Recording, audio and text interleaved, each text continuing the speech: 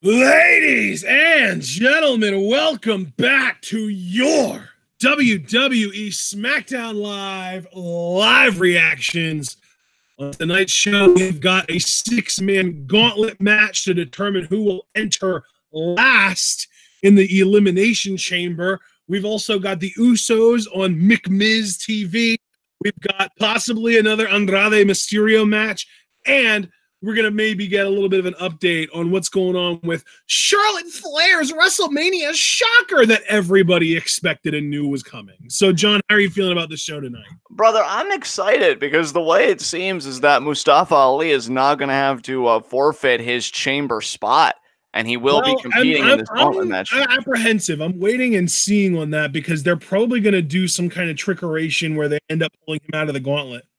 Yeah, like, I don't know, the camera will pan backstage and it'll see Mustafa laid out or something. Something along those lines, yeah. It just feels like there's going to be some kind of shenanigans that go down that prevent him from being able to make the chamber. I want Andrade in that fucking match. Just really to get him big match experience, man, is what I care about. It isn't even like the marquee side of like, oh, I hope he wins, which I mean, of course, I absolutely hope he wins. But realistically, it's just getting him, making people make those associations with Andrade as a main event talent.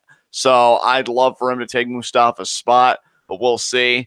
And I gotta say though, for all the mayhem of Raw last night, and I checked out for most of it again. The things I did check in on, the Seth Rollins promo, which I thought was excellent. The Revival tag title matchup and win, which I thought that was a really fun tag title match. And I got to give credit to Rude and Gable as well, especially Rude. I mean, if he was ever going to work as a babyface, they found his niche as a tag team. And I know some other people that we listen to have made similar arguments. And Gable's just a beast. And you combine that with the Revival, you're going to get a good time.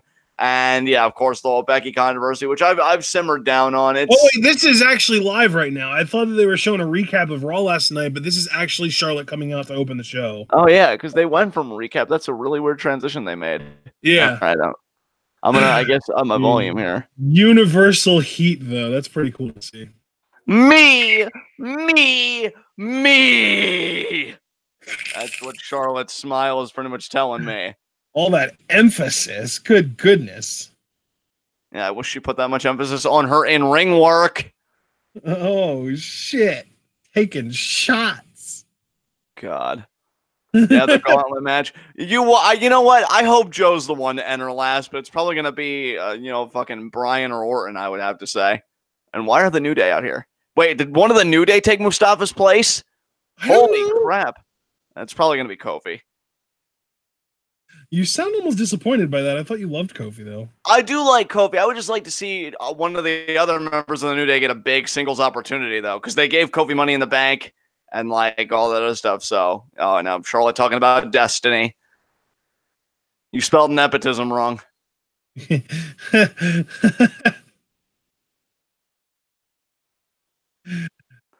Charlotte Flair is another example, very similar to Ronda Rousey. Completely mediocre performer being totally propped up by absurdly good booking and writing.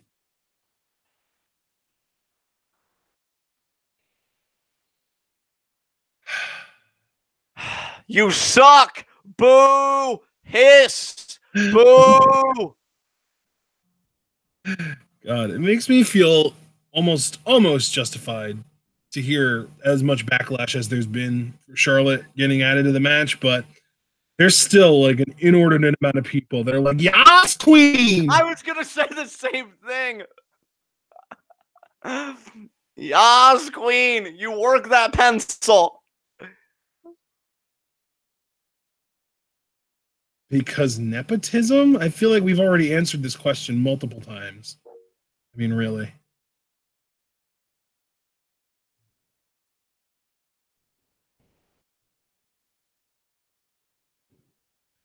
I wonder if she genuinely believes those words. On some level, I'm sure. Probably, yeah.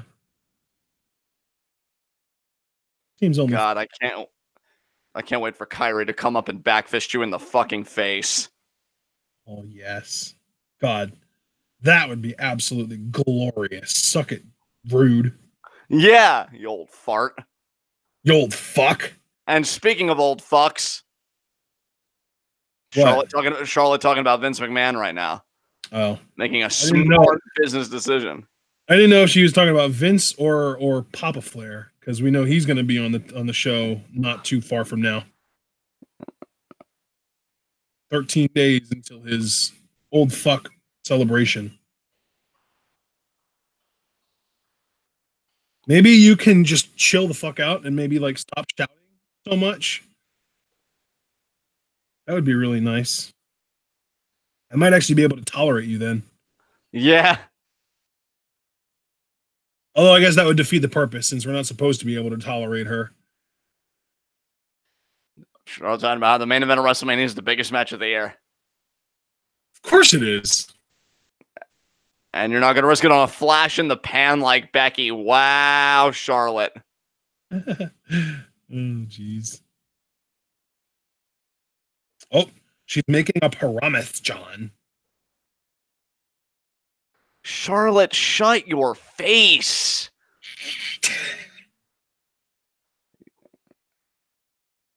Don't tell me what to chant. And it probably won't because Ronda's in the match, but fuck. Boo! Okay, fine. I will do what you tell me this one time. I was going to do it anyway, even if you didn't say it. So, ha. I was even about to say, get worked, Mark. I'm booing you out of protest. You can't boo somebody out of protest when they tell you to boo them. That's booing somebody in, like, I don't even know the word. Like, it's like a word for dogs, but I can't think of the word. Submission. It's somebody in submission. Boo! You're booing in ordinance, John. So who's gonna wait? No.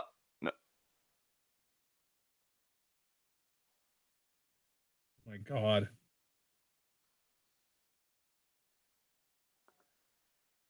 And the people that are wooing, you can't tell her you suck and then woo with her. Pick a stance. Right, though. I hate people so fucking much. God, humanity deserves to die. You're so right. Stop being so right all the time, John. Jeez. It's my primary function. I thought you were going to say it's my pride. I would have been like, oh, now you're me. Don't wink at me. I feel harassed. Don't tell people to shut their mouths and then woo 3 seconds later, you dumb bitch. And then you winked at me. I'm telling you, I feel personally attacked. Get the fuck out of the ring. God damn it. God damn it.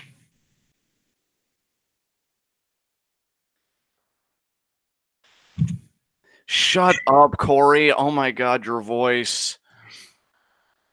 I literally can't even handle Corey anymore. Like, I was already getting really annoyed with his commentary, and then he did that shit on Twitter and exposed himself as a complete piece of shit. And now I'm super duper done with his shit. It's so sad because, like, when his in-ring career ended, I felt so bad for the dude. And then when he got to be on commentary, I was so happy for him. I'm like, oh, what a sweet story. Like, WWE is really trying to find a place for people that can't work in the ring anymore. And now he's holding himself up as a proof of concept that poor people can make it. Oh, God, I hate everything. What's this? Okay, it's Mella and Naomi. Like, way to fall ass backwards into a job that you've been exposed at not even be that good at. Like, God damn. I liked Corey Graves as a wrestler too. He was a great heel. It just turns out he was channeling something real. Art imitating life, motherfucker. Yeah. Oh, here we go. Is this gonna be like a similar thing to what happened yesterday with the 3 teams that are going to be in the chamber where the losing team enters first? Yeah, but I guess maybe this will be whoever enters second loses. You know, whoever loses. No, I mean there'll be one of the 2 teams to be in the chamber to start it. Right. Oh wow, and I guess Carmella also got on the glow. That's pretty cool. She's got like the glow fur and the glow glasses. We gotta make them look like a tag team. Damn it! Gotta love the glosses. Yeah.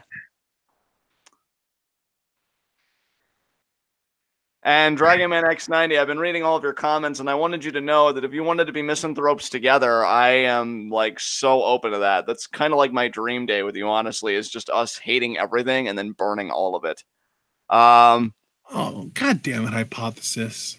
Okay, yeah, so this is going to be the same thing. So this is going to be the second team to start the Elimination Chamber, probably Iconics. Yeah. What exactly? By the way, John, do me a favor because I'm bad at some words. You know me. What's a misanthrope, or what is misanthrope? I don't understand. Just somebody that like has a general disdain for people and just things. So like when I'm misanthropic, I just have a general hatred for human beings, even though I am. Doesn't that describe us most of the time? Yes, it does, good sir. Okay, just wanted to make sure. TIL. Yeah, I really did. I really did learn that today. And knowing is half the battle. Yeah. The more you know. Yeah. Well, yeah, we get it. I was. God damn it! Let me meme, asshole.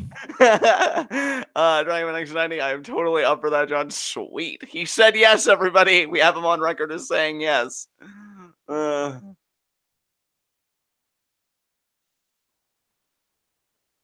let's see. Lester Jones, boo the woo. Aaron is loving that we were just dogpiling on Charlotte the whole time. Guys, we have 23 people here now and 10 likes. If you're enjoying the SmackDown live reactions right now, please consider leaving a like. Greatly appreciate it. So how's everybody doing today? Let me in on the lives of you. I'll let you in on my face. I have access to it 24/7. I doubt it has anything interesting. This is other people sharing time. Besides, you already told me that your face has been doing pretty well, which is good. That's good. Yeah, my face has been perfectly content today. Yeah. By the way, guys, quick note, because I don't know what's going on in other states. I only know what's going on in my backyard. I hope everybody's staying safe out there. I know the snow's coming down pretty hard over here. We're scheduled to get we're projected, I should say, to getting a foot of snow throughout the night. Oh my God. Yeah, it's I think we're projected to get like 4 to 8 inches, maybe. Yeah. And yeah, we it's icy as hell outside for us right now, and it's supposed to get worse. So yeah, I hope everybody's staying safe. If the snow's coming down hard, or if it's really cold, or whatever you're dealing with. And let's see here. Randy Wright, my day was great, but I remember Charlotte was a thing, born to last. But I finally started working out yesterday. Good for you. I know that for me, working out, I haven't gotten my workout in today yet. I'm hoping to still do so before I go to bed tonight. But every day it gets a little easier. You just got to push through it. I've been seeing actually a lot of my friends getting into working out lately to like shed weight and stuff. It's really cool. And it's a grind at first, but you start getting in the habit, and then it actually feels pretty good. Ella, I hope R-Truth is on the show tonight too, if for no other reason, because the U.S. title is in desperate need of fucking credibility. Yeah, and I don't know if like R-Truth can necessarily bring credibility to it, because I don't know if they'll give him like a long and memorable reign, but I just think him as a character will give the U.S. title a kind of visibility that it really hasn't been used to by being so entertaining. Well, and visibility to me is part of credibility. Right. Oh, Pauline Gregory wants us to recap. You really missed nothing but the Charlotte promo. We're getting entrances for a triple threat women's tag match. The losing team enters the chamber first, so they'll be facing off against Boss and Hug to start the match this Sunday. And we are getting a gauntlet match tonight, Paul. Mustafa Ali has effectively been replaced. One of the members of the New Day is going to take Mustafa Ali's place this Sunday. I'm personally hoping for Big E. We'll see how that goes. But the gauntlet match, the winner of that gauntlet match gets to enter the chamber match of the WWE title last. So that's essentially all you missed. Ashton, did I miss anything? No, I'm betting on the Iconics losing this match, but I'm hoping Mandy and Sonya lose it. Yeah. What the fuck is New Day doing right now? I guess they're just conversing about who's going to enter the gauntlet match. Do we even know for sure that one of them is going to be in it? Yeah. I mean, Graves even said it on commentary, like one of them will have the opportunity. So rather than going to Iconics, I love them. Yeah, they're so good. Oh, look at them hugging, looking at the tag titles. Like, soon this will be ours, Billy. Yes, Peyton, I know. Oh. Is this the same thing that they showed last night? Okay. What? No, I was just, you said this is the same thing they showed last night. I was saying, No, oh, I was asking, is this the same thing that they showed? Oh, I have no idea because I barely watched Raw last night, only just a few key segments. So, oh, okay. Yeah, I agree, Ella. Billy Kay is awesome. And Born to Last, I did see that tag match again. I don't know if you came into the chat a little bit later, but I actually said that I did see that tag title win in the match, and it was a really good match. Like, probably the best Raw tag team match, period, regardless of, you know, titles or not, that I had seen in possibly forever. Like, it was just really well done. And, yeah, let's see. I'm just kind of catching up on some chat messages. Hypothesis, what if Troop drops the title to Andrade? I wouldn't mind that. I just always want the needle of Andrade's career to be moving, you know, forward. So, like, even if they wanted to do a slow burn, give him a mid-card title run, and then ascend him to the main event, I'm cool with that. But I think the dude has top star potential, and I'm not going to be satisfied until he, you know, he gets there. So, I mean, but, you know, U.S. title is a fine pit stop. Not complaining about that whatsoever. Dragon Man, the poor guy can make it thing for me was really just the straw that broke the camel's back. Graves has done plenty of shit that makes him look like a complete piece of garbage, and that was like the final straw for me. So right here we go. Match started, and we're starting with Carmella and Mandy Rose. And Mandy's like, oh, okay. God.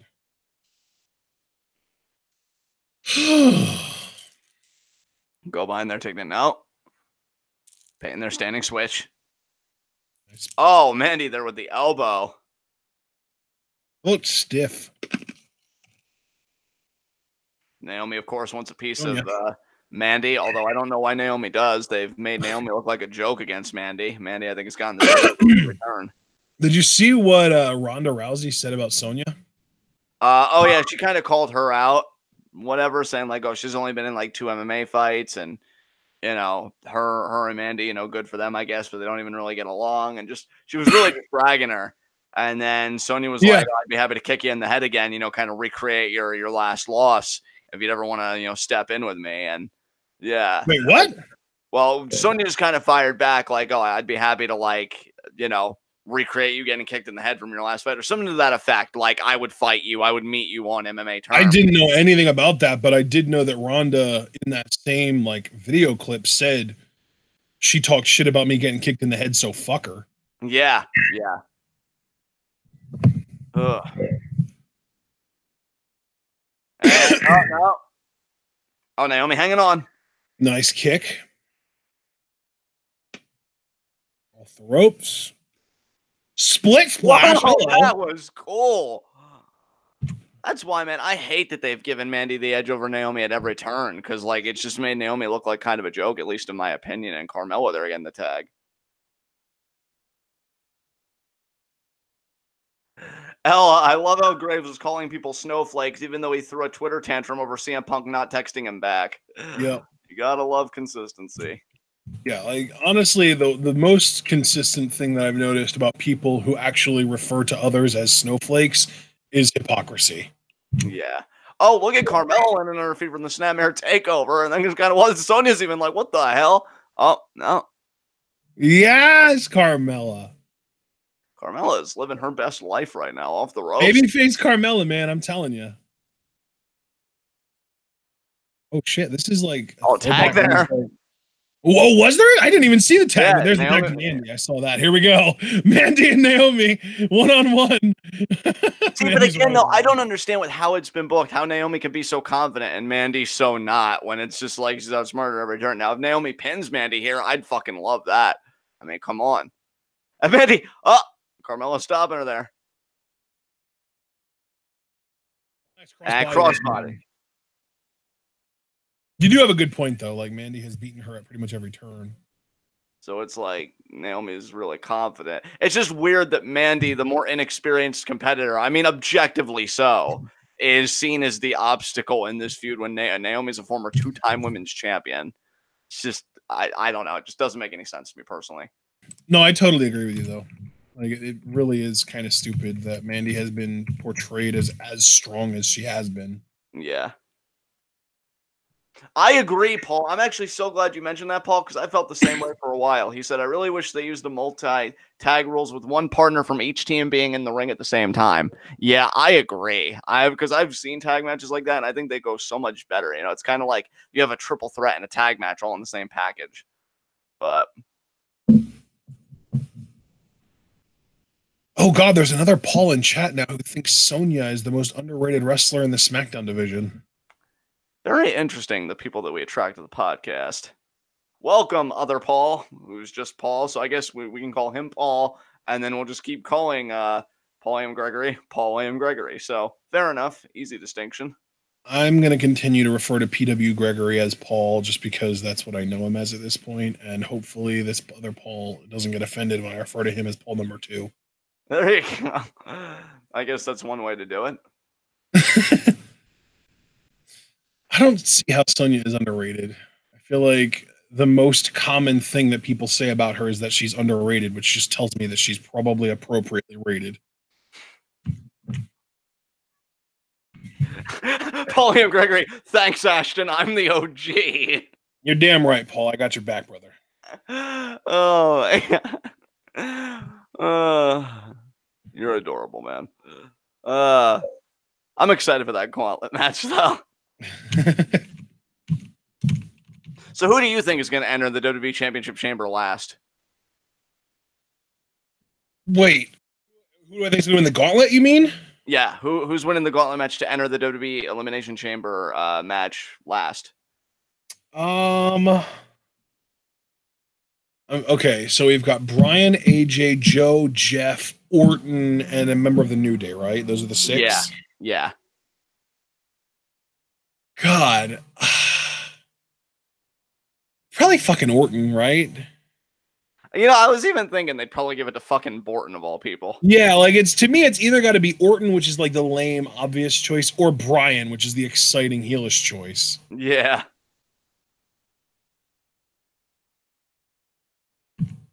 Mark Schoeneman's going AJ. I just feel like that kind of advantage should normally go to a heel. Heel, yeah. I definitely am. I'm picking heels for the last and baby faces for the first.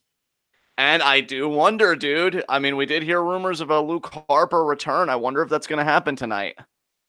I'd never heard any of those rumors from anyone but you. So I'm well, just gonna... I think I heard them as well from like Sean Ross Sapp. So we'll see.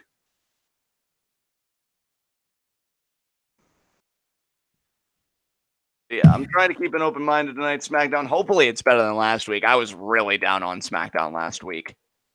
I just hope. But so far, you know, I enjoyed the first segment well enough because, you know, we got to have fun at Charlotte's expense. So we kind of made it entertaining for ourselves. And this tag match hasn't been so bad. And I'm curious who they're going to give, you know, that kind of bottom tier of, oh, hey, you're starting this match with Boss and Hug. So, oh my God. How have the Iconics done literally nothing in this tag match so far? Well, I mean, you are what you're booked. That doesn't answer my question. I mean, I just feel like they've always been portrayed as one of the weaker teams in this division, so it kind of makes sense that they haven't done nothing yet. I mean, like, they literally haven't even been in the match yet. Like, they started and immediately tagged out. That's what I'm talking about. Well, again, like, because really, when you think about it, what makes these two teams relevant, I mean, Sonya and Mandy have been on kind of a hot streak as a team, plus they've got the whole Mandy-Naomi feud. Iconics are just kind of there to pad out the chamber match, so it makes sense that they're more in the background and not the foreground. That's what I'm saying. I feel like this is featured more prominently because of the Mandy-Naomi feud. I just hate that you're right, though, because they're the only real women's tag team that we've got, and they're the ones that are being pushed to the back. Of course, if you want to look at it more optimistically, and I also think there's some merit to it, we could look at Mark Schoeneman's interpretation that they don't want to be pinned, so they're not actively trying to get involved, because if you get pinned, you start the match, you know, the earliest. So for the Iconics, they just don't want to lose. They don't even really care about winning. They just can't lose. And now, Andy there. So really, you've got multiple stories kind of intersecting at once. And I do appreciate Mark for kind of vouching, you know, that interpretation. Crossbody there. Yeah, Naomi. Dude, the Iconics, you know what? Who pointed out that was that? Yeah, that was Mark. It was Mark that pointed out the Iconics are trying to avoid being tagged. That's so smart. Yeah. And like, it didn't even click to me that that could be like an intelligent strategy, but that's exactly what they're doing. Like, they are off the apron entirely at this point. Just letting these other two teams go at it, because really, you don't need to win this match. Your goal should just be to not lose. Mark Schoeneman says he takes no credit that commentary said it. Well, good on commentary for telling a nice story there. Yeah. Oh, split-legged moonsault. That's going to be it. Come on, Pinner. 1, 2, 3. There it is. Yes. Yes. Finally, Mandy and Sonya are going to be the first tag team in with boss hugs. Yes. Thank goodness. Naomi finally gets something on Mandy fucking Rose. And it's the one match that actually mattered, too. Yeah. Oh, and now the Iconics are going to attack. Yes. Give me that sick knee from Sydney. Come on. Give me that credibility is all I care about. Absolutely. I want I'm rooting hard for the Iconics to win on Sunday. Yeah, I know a lot of people have come out against that idea on Twitter, but just as a sick knee from Sydney, yes. They did that last week too. I don't remember who it was against. I don't even remember them doing it last week, and they did it to Carmella, my least favorite person on that team, even though I do like her as a babyface. Oh my god. Yes, Iconics, yes. This is how they should have been booked the whole fucking time. I really want them to win the tag titles, hold them for 2 months, and then have a really fun match with Sasha and Bayley at WrestleMania before losing them to them. Yeah. They're feeling confident. Again, this is how they should have been booked the whole fucking time. But of course, they can't do that. Oh, there we go. Sasha and Bayley are taking on Mandy and Sonya to start the match out. We've got the other 4 teams in pods. I'm telling you, man, as much as I want the Iconics to win, come Friday, my actual pick might end up being Nia and Tamina. See, and I might because you use the same word, I might be going Riot Squad. So we'll see. Yeah, I think the only team that I am like 100% confident will not win is Carmella. Yeah, I would agree with that. Are there any other teams that you feel 100% confident will not win? Yeah, you know, I almost feel like Nia and Tamina is too obvious. So I almost want to count them out. I personally see Mandy and Sonya as the biggest threat. So, but now they're in there from the beginning, which makes me feel more confident that they won't win it. Yeah, we'll see, man. We'll see. Because I could also see this chamber match, dude, honestly, being a match with the same 2 people that started it, or 2 teams in this case, that started it, or also the same 2 teams to finish it. So we'll just have to see how WWE wants to book it, because God knows, I don't have my finger on the pulse. But wouldn't that also heavily imply that those are the 2 best teams out of the 6? I mean, possibly. I don't know. I mean, I'm sorry, but if you start the match, survive 4 eliminations, and last until the end of the match, that it definitely heavily implies that you are one of the best teams. Unless you do it in a heelish way. I mean, who knows? Maybe fucking Mandy and Sonya would go in a pod that was previously open and fucking hide in there. Maybe they would kind of avoid the action that the Iconics, the way they did that. I mean, I'm not denying that it's possible they do that, but I'm not trying to predict that they're going to do that, Right. I mean, if we're having a discussion here, though, I'm just bringing those points to the table. So it just seems out of left field. Like, it seems like a long shot to me. I mean, we'll see, man. I'm not denying that the boss hugs will probably make it to the end, but I definitely don't think Mandy and Sonya will. I mean, all questions will be answered on Sunday. And yeah, that begins at 7. And all questions regarding our opinions on those questions will be answered on Friday. Absolutely. I just hope they don't go the super obvious route and have fucking Nia and Tamina win them. But again, we'll get all. How is that? I feel like the super obvious route is boss hugs winning. I mean, I guess on the face side, but I'm talking more on the heel side. If they, I mean, just in general, like if you polled 1 million people who watch Raw and SmackDown every week, who they think is going to win, I'd guess at least like 40% of them would say Sasha and Bayley. Out of the 6 teams, 40% would be a huge advantage for them. Right. And we got McMiz TV here. Here we go. We know the Usos are going to be on, and those guys are actually going to be challenging McMiz on Sunday for the SmackDown tag titles. Yeah, I have my own ideas about the SmackDown tag titles that I'm really excited to talk about on Friday. And for now, though, we got to see if McMiz can overcome the Usos.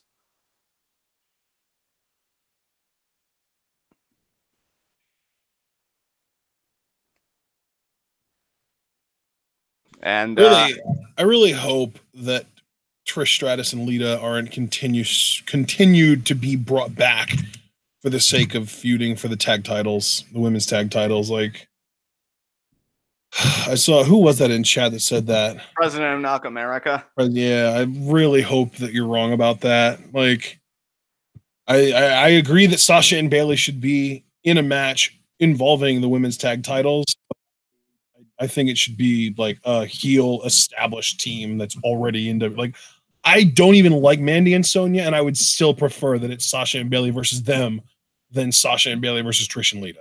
Straight up. I mean, honestly, if I'm being completely truthful, my interest in the women's tag titles has like kind of diminished somewhat. Yeah, knowing that NXT isn't even going to be involved because absolutely, yeah. Like the fact that we're doing this match and the Sky Pirates aren't involved makes them teaming up feel like a wasted opportunity. Exactly, like because really, you know what I want then. If they can't go over to the tag titles, I want Io to be positioned for the NXT Women's Championship, and to be quite honest, and I've been vocal about this, I want Kyrie to be on SmackDown. I want her to get called up.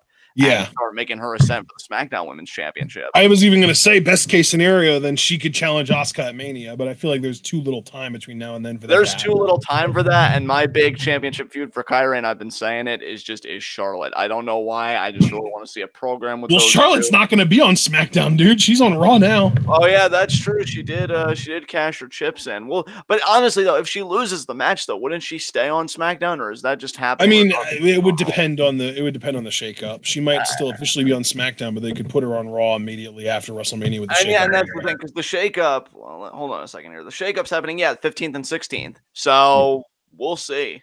Yeah, a lot of questions. I don't count on anybody who is on their current brand to still be on their current brand in after mid-April. You know, right?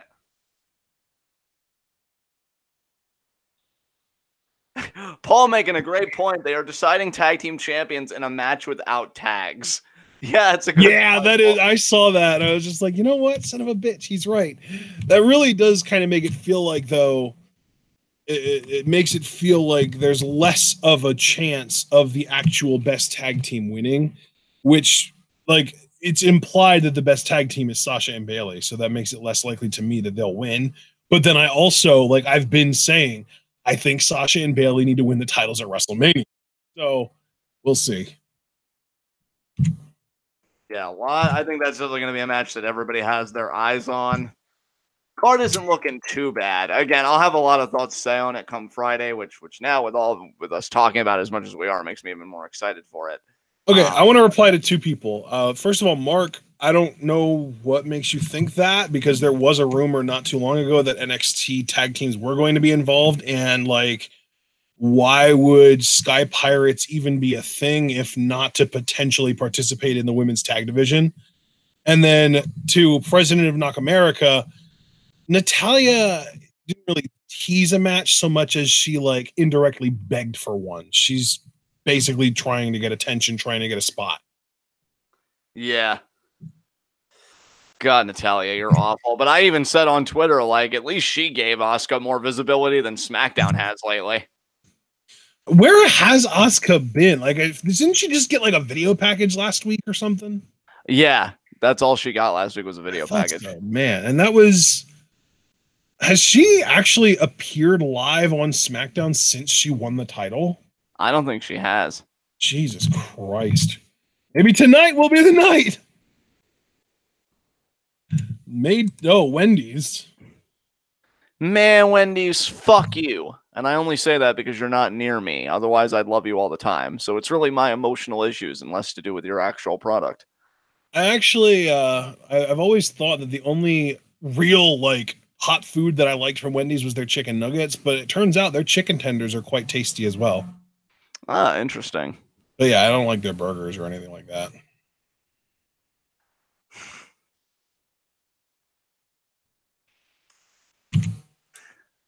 Oh my God, now James is in chat attacking you, John. Well, must be a day that ends in Y. Oh, Mustafa Ali gonna talk about how he's been taken out. Yeah, give me those tears, Mustafa. Oh, don't be so mean. I just was. Stop it. Yeah, and another disappointment for your daughter, am I right? Oh my God.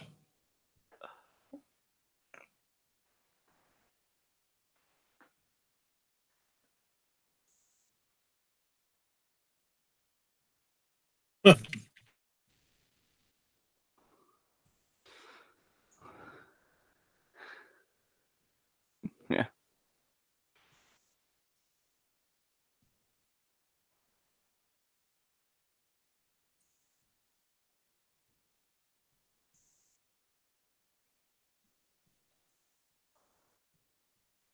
You didn't even go through the table, Mustafa.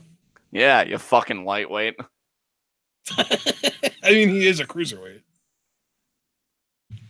Bitch, Joe would have put your ass to sleep anyway. Be grateful. Bitch, be grateful. Sit down. Cliff, John, you will not. Cliff, I just did, and I'm not interested in the what. What was that? What is that reference? What will you? Well, just me dragging Mustafa. Oh, okay. I didn't know Cliff was that big of a fan of Mustafa. Are we ready? Are you ready, Yeah! John? Okay. Gosh, I didn't expect you to be that enthusiastic.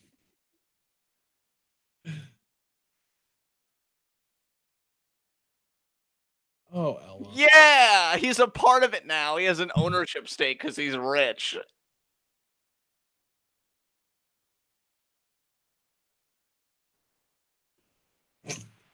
Oh my God. Seeing Shane McMahon with an actual real earned championship belt around his waist in 2019 and name a weirder aesthetic. I know, what a timeline.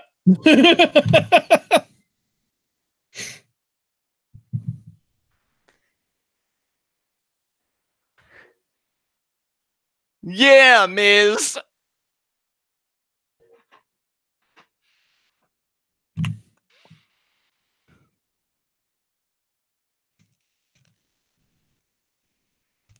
Oh, I know. Shane's like, no, don't talk about it.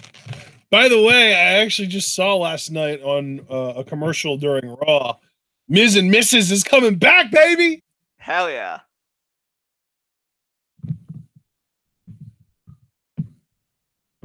Yeah, we'll get Miz being a babyface. It's gonna hurt so much when he reverts to being a heel again.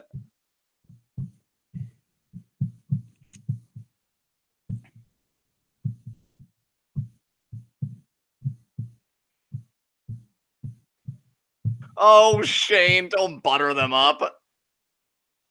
The Usos.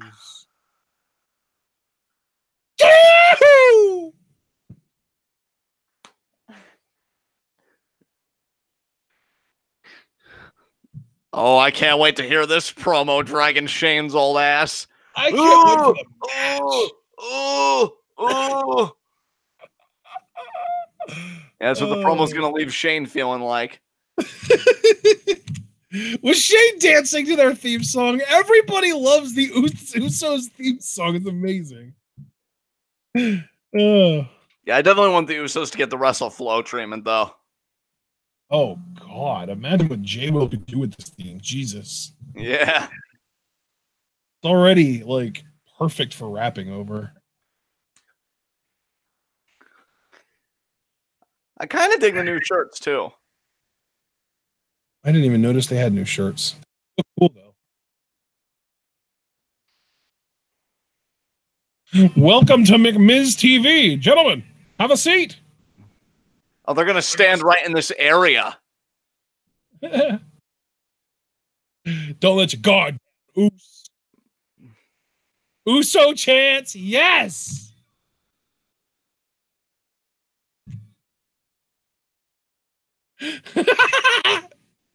So yeah. Ripping right now, and I love it.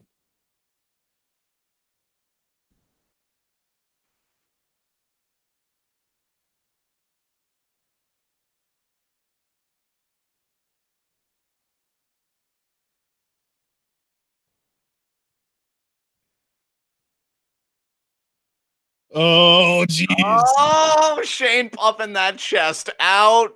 I know we've got a gauntlet match tonight, but the gauntlet has just been thrown down by Shane McMahon.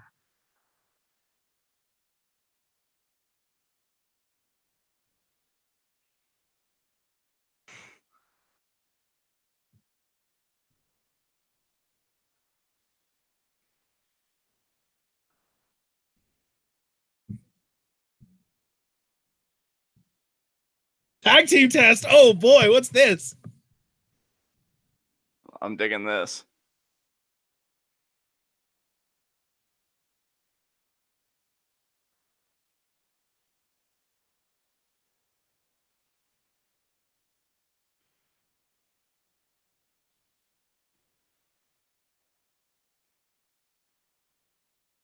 That did get a boo.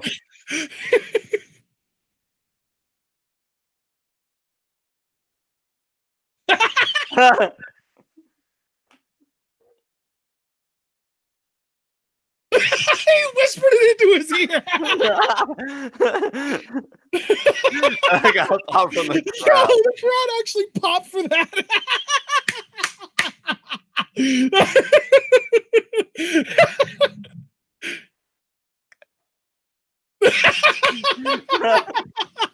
Oh my god. Oh my god.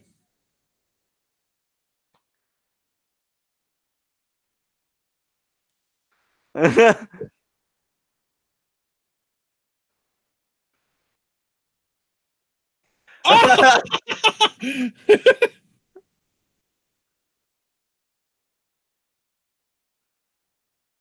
Oh, damn. Oh, Don't forget, Shane, you're still the competition.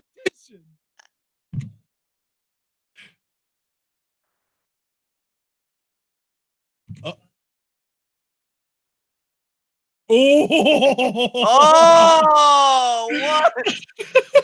Damn, Shane going straight right now.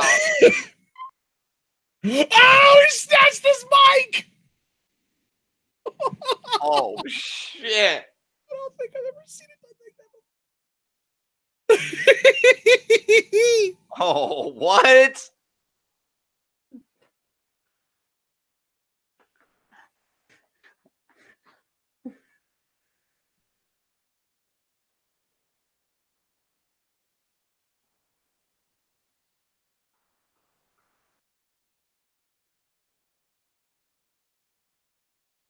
Penitentiary.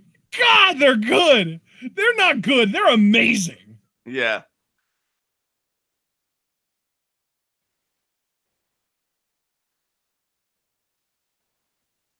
Dude.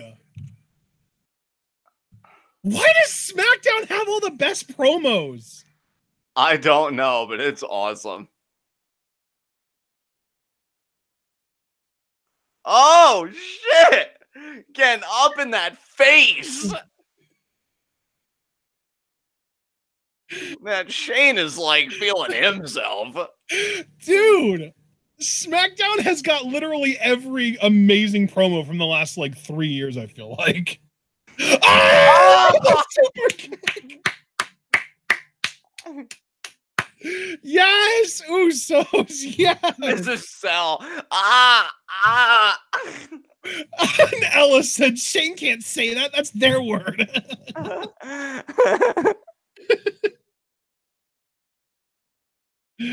Oh my God. I have never gone from 0 to 100 on hype for a single match more in one segment than I did with this one. Yeah. Oh my God. Man, I have the Usos been making my fave fives. I really hope they have. You'll have to look that through, brother, because I think they did last time, didn't they? I sure hope so, because they earned it, man. They've been killing it lately. And especially on the mic. And their ring work's always been solid. They're like WWE's answer to the Young Bucks, basically. But okay, yeah, they did make my fave five on January 1st of this year. They might be moving up, though, man. They might be moving up. They might be moving up that list. All right, I wonder what your New Day member is going to be in the chamber this Sunday. I'm pretty confident we're gonna find that out at like 9:20. Yeah, we shall see. Maybe even earlier than that. Because last year Raw had a gauntlet match that lasted the entire first hour. So maybe we'll find out at like 9 o'clock, 9:05. I don't know. We'll see, man. Because you figure, yeah, I figured that's how the SmackDown would go, given that we do get quite a few commercials and everything, that there really wouldn't be like a lot of matches. But I gotta say, though, that might have actually really worked to this SmackDown's benefit, because I know we have to still get through the gauntlet match, and hopefully it doesn't suck, which I doubt it will, given the talent involved. I think the weakest talent in there really is Jeff Hardy, and then behind that, Randy Orton. But you know, I do think that being more constricted and like having less quantitatively but doing more qualitatively, because the first match was the triple threat for the chamber spot. Then we had the McMiz TV segment, which you and I both agree came off great. And now this is another match with genuine stakes. Yeah, this SmackDown's a complete 180 to me so far from last week. So not only from last week's episode of SmackDown, but last night's episode of Raw. Yeah, definitely. I mean, I don't know if we'll get a really like happy, fun title change tonight like we got last night on Raw with the Revival, but still, Raw last night was 85% garbage. Yeah. And SmackDown tonight has been like 95% great, I'd say, so far. Yeah, I would agree with that. I mean, maybe 90%, just because the triple threat had some parts in it that I was just like, oh, really, kind of thing. But at least as far as the finish and stuff like that, yeah, like they made the perfect choice as far as who lost that match, in my opinion. Yeah, definitely. I wanted Mandy and Sonya to be the ones that lost, and the fact that it was Mandy getting pinned by Naomi, that's like even better. Yes. Finally, they gave her something. So I'm curious how this gauntlet match will go down. And yeah, here's to hoping that, Joe or Brian enter the chamber last. Paul William Gregory dragging the top chat option. I'm with you, Paul. I want to fucking see, comments in real time, because I love interacting with you guys. And they're like, oh, these are the top comments. I don't do your favoritism, YouTube. The thing is, I feel like I agree with you guys, but I wish that it was just possible for the user, like the actual person who runs the YouTube channel in their own like channel settings, to be able to choose whether it's like top chat or live chat as the default setting. Right. Because like I understand the need for top chat, because if your channel has millions of subscribers and you do a live show, you don't want getting like flooded with live, messages that just come in at like a ridiculous rate, like dozens a minute kind of thing. But like for us, live chat's way better because messages come in a lot slower. But like if you're a bigger channel, it makes sense to prefer chat. Right. But I wish that it was like either an optional thing or like a toggle where once you hit a certain number of live viewers, it automatically switches from live to top, but until you get to that point, it defaults to live. Right.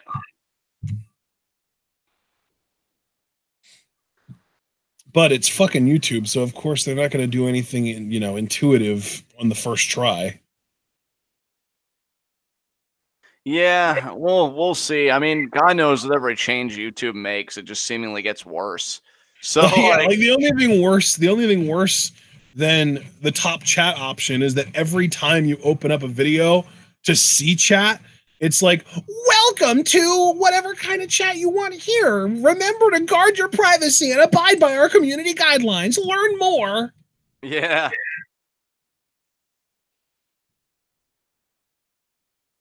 We're back. Here we go. We're back. Dead Posey? I've never heard of Dead Posey before. Brian, dude, we're starting the gauntlet already. Yes. Yeah. And Brian starting the gauntlet as the first guy. That's a bit of a surprise to me. That's awesome, though. That's awesome. You know what, though? No. You know what? It's fucking live reactions. There are no consequences for what I say here, at least as far as, like, fantasy book and stuff like that. So I wonder if they'll have Brian actually make it all the way to the end, but maybe it comes down to him and AJ, and because he's so exhausted and because, you know, AJ has kind of had his number in the past, unless he cheats, maybe that's how they get like a fucking Luke Harper return, if he's returning tonight, which I always keep my mind open to all rumors that I hear. See, and I'm not even taking that rumor into account, just because how many times have we had rumors that someone was coming back or someone was debuting that ended up being bunk? And that's true. That's true. But that's always the fun of the game to me. I mean, again, it's live reactions. We're all having a good time. It's not like I got money riding on this or any of that shit. So we'll see what happens. But it's just very interesting that Brian, the heel, is going to start this gauntlet, especially as the champion.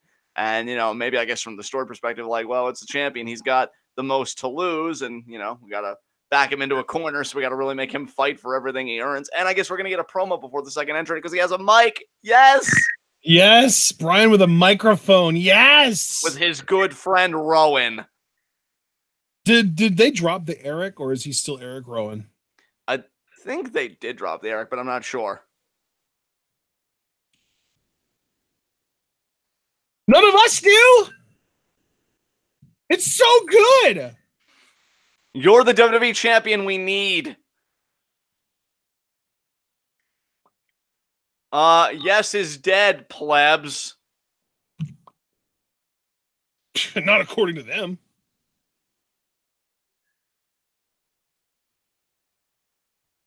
Oh, shit. About what? I do lie a lot, Brian.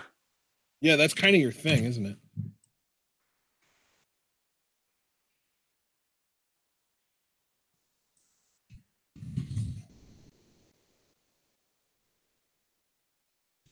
Oh, you're not. You gotta go out and try and make everyone feel bad. No, he definitely does. Keep it up, Brian. God damn it, John.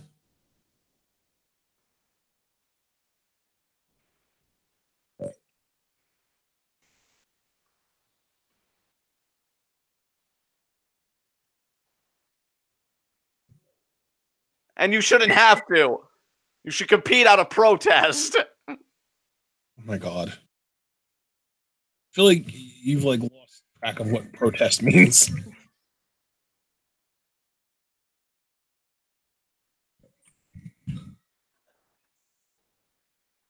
Sacrifice. No, because Seth Rollins already called himself that last night.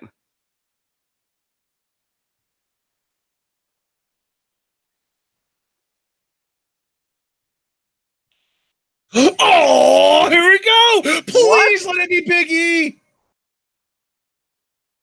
We'll see. Team Big E in the chamber, please. And feel the power. It's really cool, though, that one of the New Day members get to work with Brian to start. Yes. They're all in wrestling gear. Who's it going to be?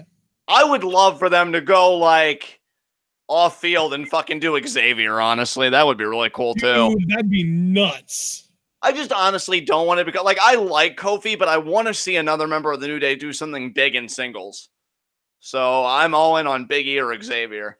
I mean, if you're the New Day, it would make the most sense to have one of your smaller guys do the gauntlet match just because, like, you're opening, like, you're one of the first people, so you're going to have to last a while. All right, who is it? Big E, yes. Wait, no, God fucking damn it! It's gonna be Kofi. No, I think is it? No, they're faking. They're faking. It's gonna be Kofi. Told you. Yeah. So Kofi's gonna be in the chamber match. You know, I guess I get it because he is the veteran and everything. But one of the other two guys is gonna get to do something.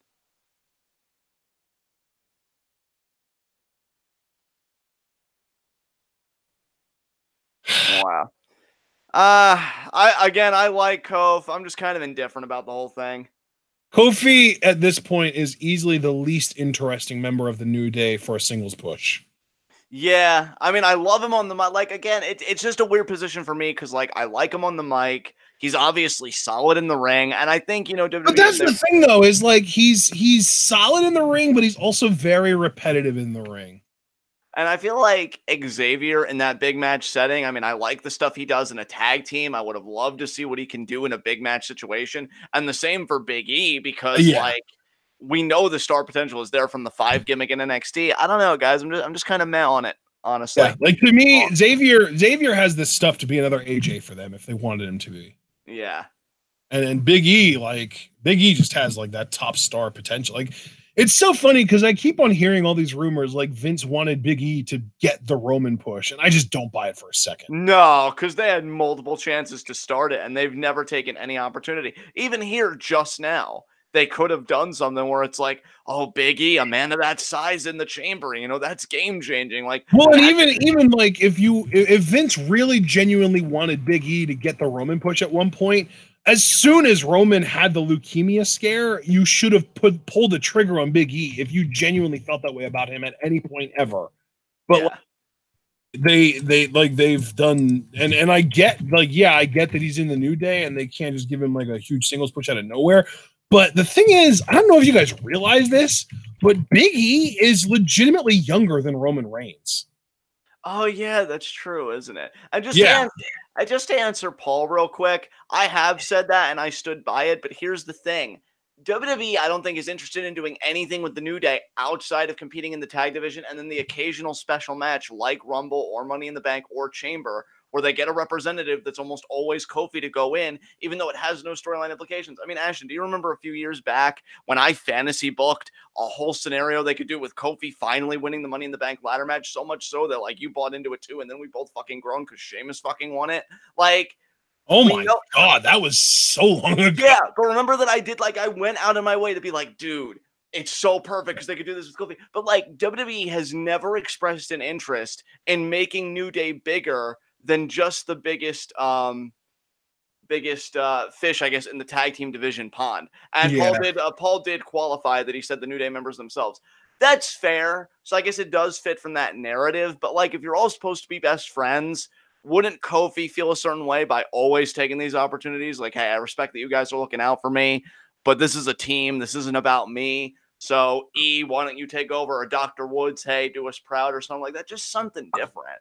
If you're not going to really push these guys beyond, again, being the legitimizers in a tag division and only occasionally getting them to do the cool stuff in specialty matches, give them some fucking try. You never, because to me, and I know it sounds fucking cliche, but again, it's live reactions. I don't give a fuck.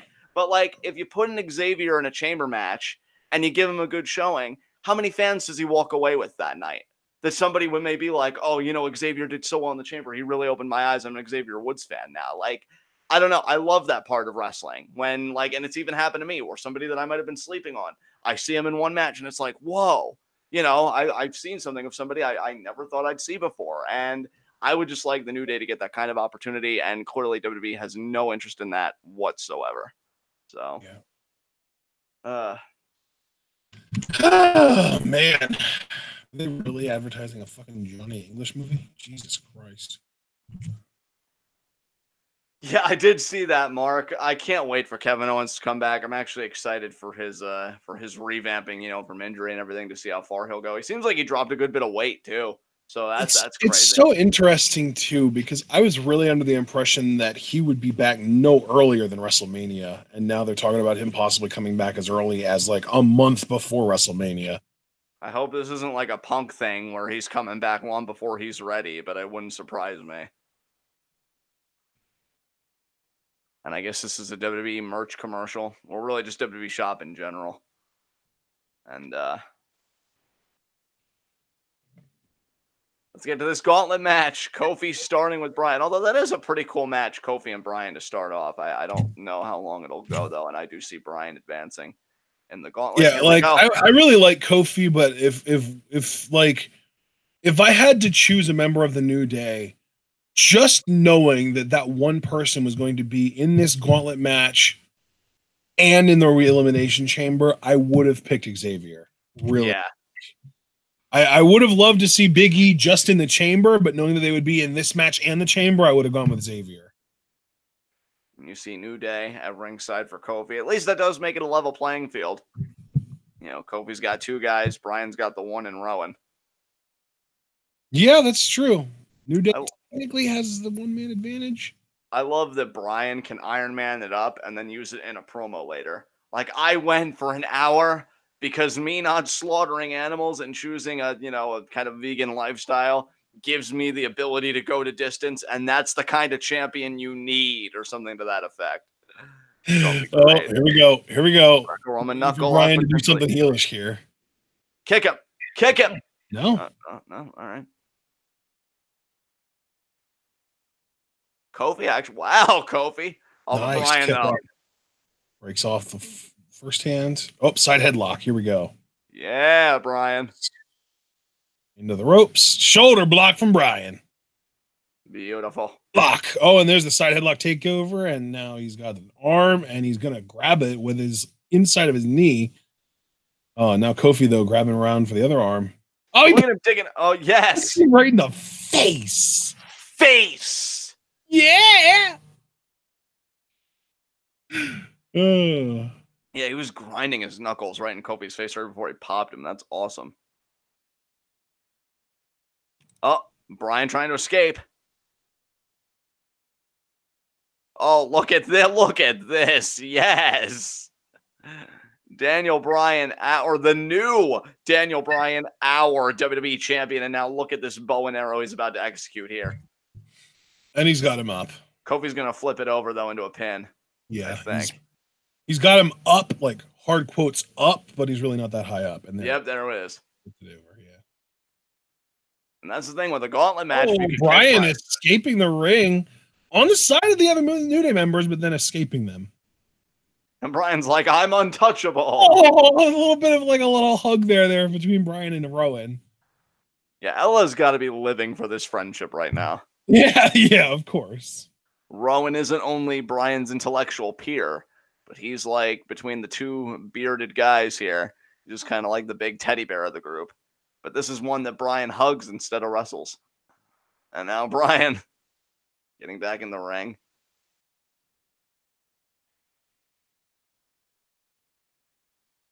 Oh, no. Waist lock. Oh, nice. Hyperextending the arm there. Back to the wrist lock. Oh, Kofi with the roll through. Trying to alleviate the leverage. He does. Oh, man. Right back on Brian there. Now he's got control of the wrist lock. Does Kofi.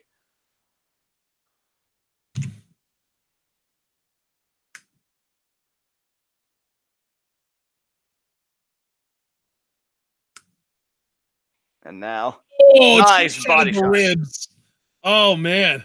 How you breathing, asshole? Nice uppercut there by the champion. Oh, less well than I was 30 seconds ago. Oh. Yeah. Oh, what an arm drag from Kofi. Beautiful arm drag. And he's transitioning into What a transition by Kofi. Wow. It still has the arm in control, though. Really interesting decision there. Look at Kofi trying to chain wrestle with the champ. Yeah. Kofi gonna drop a knee? Yeah. Oh, well, actually, no. It was like a body press on the arm. Wow. Look at Kofi getting technical, working over a body part. He doesn't even do any arm-based stuff, but maybe he learned an arm bar today that he's been itching to try out. And he's got kind of a key lock here. And Brian.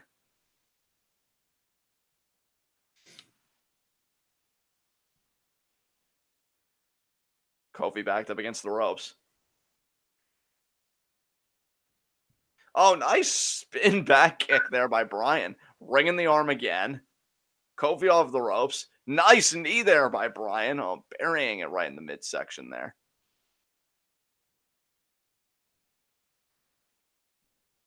And another knee there. He is working over Kofi's midsection mercilessly. Yep.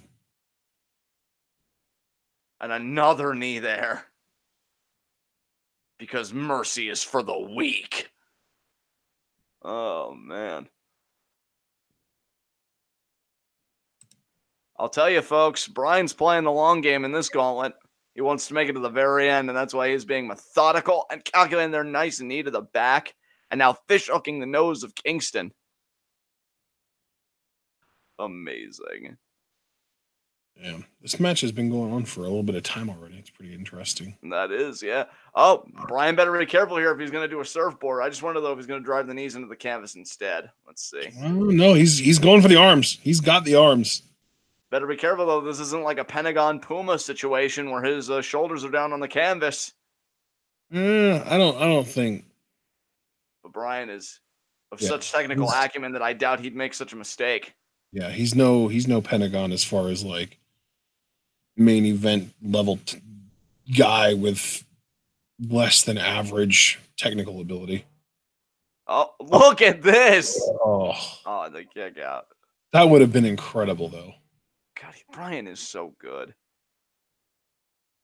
Oh, Brian off the ropes. Shoulder block again. He's clearly got a power advantage over Kofi here.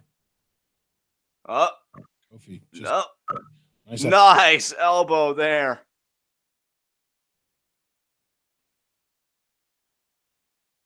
And hell, even if you can't necessarily win the gauntlet, you know, if you were able to beat the WWE champion, that's got to do wonders for your confidence, especially if you're Kofi when the WWE champion is fresh.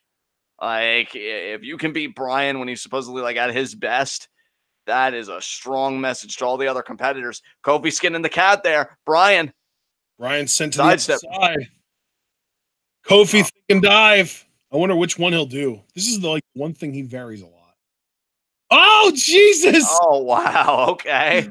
That was like a modified sideways trust fall, and we're at the commercial. Damn. Yeah, this match is still going. Damn. And keep in mind, we still got 4 other people to compete after this. Mm-hmm. Damn. SmackDown's getting the 2018 Raw treatment this year. Absolutely. Remember, Raw had the big gauntlet match with the amazing performance from Seth Rollins last year. That's right. And that was leading into the Chamber as well. And I think it even had the same stipulation because I feel like Elias won and ended up entering last. I want to say you're right about that. I'm Googling just to make sure.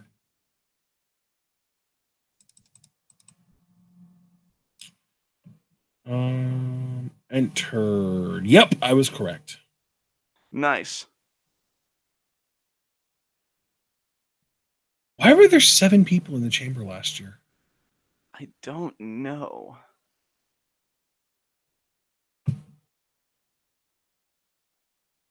Racist Fan Rocks is rooting for Riot Squad this Sunday for the women's tag titles. Very cool, very cool.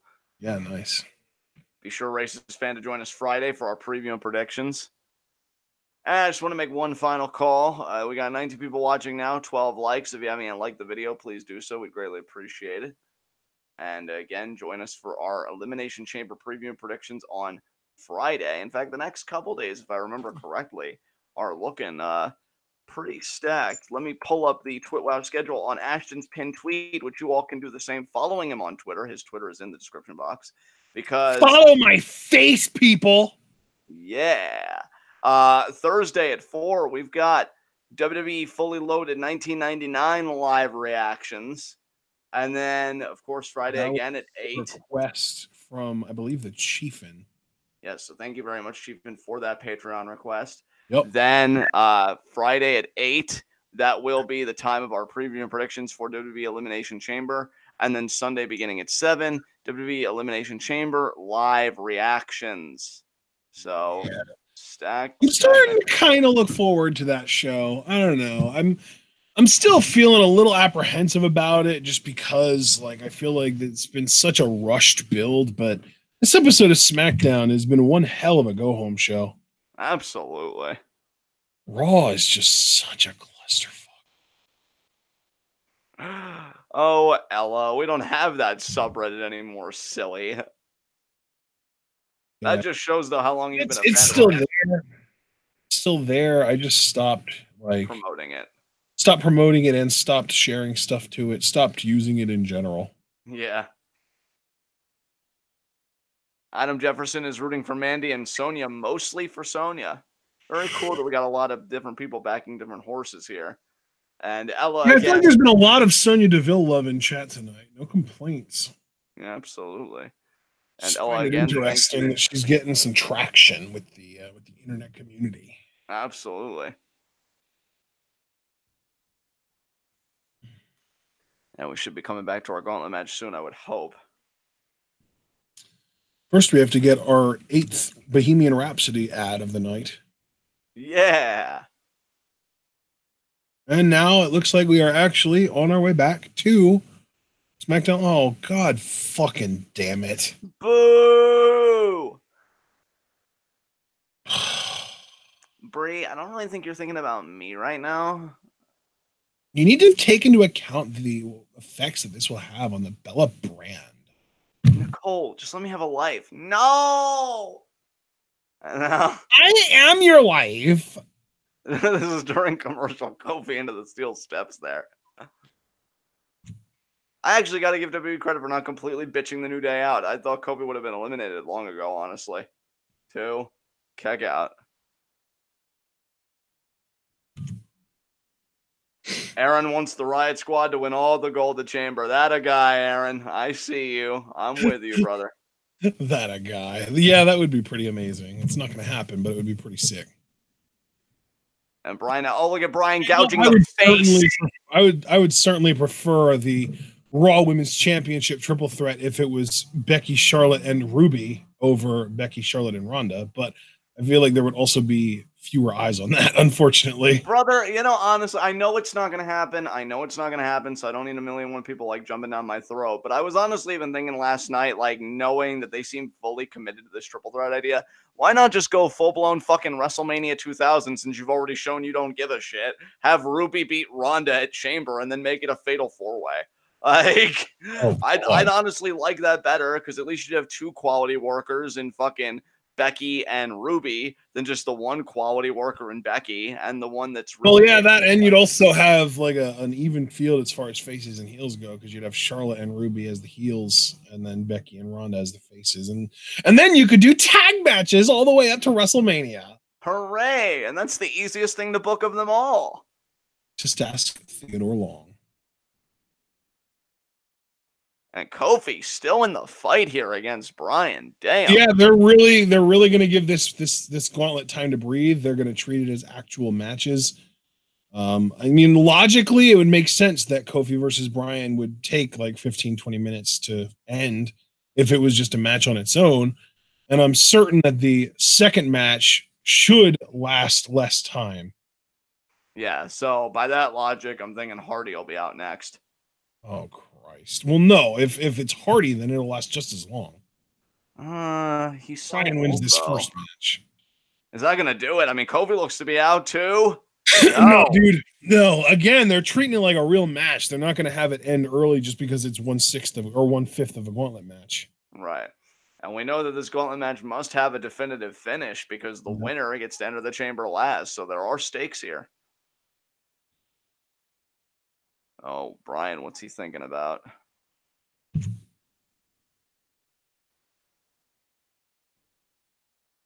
You're really going to go to the top rope as a heel? I think he's going to go for a headbutt.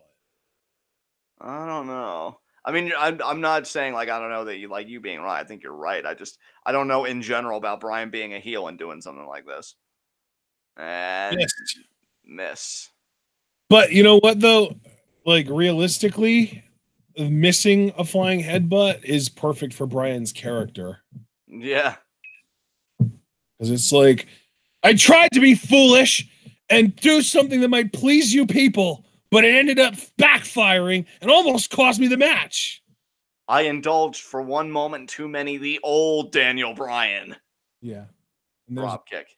Kofi. Oh, Kofi now with a comeback. Lariat. Yep. Nope. Now it's time for the New Day drop. New Day! And there it is. Should have called that leg and snapped him in a heel hook, Brian. Somersault senton there. 1, 2. Nope. Now Big E and Xavier still shouting encouragement to Kofi. I want Big E and Xavier to shout encouragement to me in my daily activities. That'll never happen. We have to accept that. Just consider once not being an asshole. There we go. Catch him. Oh my God, Kofi with a splash. Beautiful. 2-0. Was that actually? Because I know Kofi and Bryan have wrestled each other before. Was it a crossbody that Bryan caught Kofi out of that one time in a label lock? Because they should have repeated that finish. That would have been fucking awesome. Yeah. You should know things, Ashton. God. You're asking the wrong person. My wrestling memory is comparable to a goldfish's. Turnbuckle to face for Kingston. As Bryan now.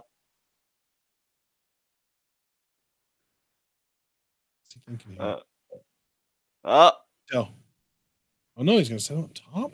Is a back superplex, maybe? I don't know. Is he gonna like flip him down and do a drop kick, maybe?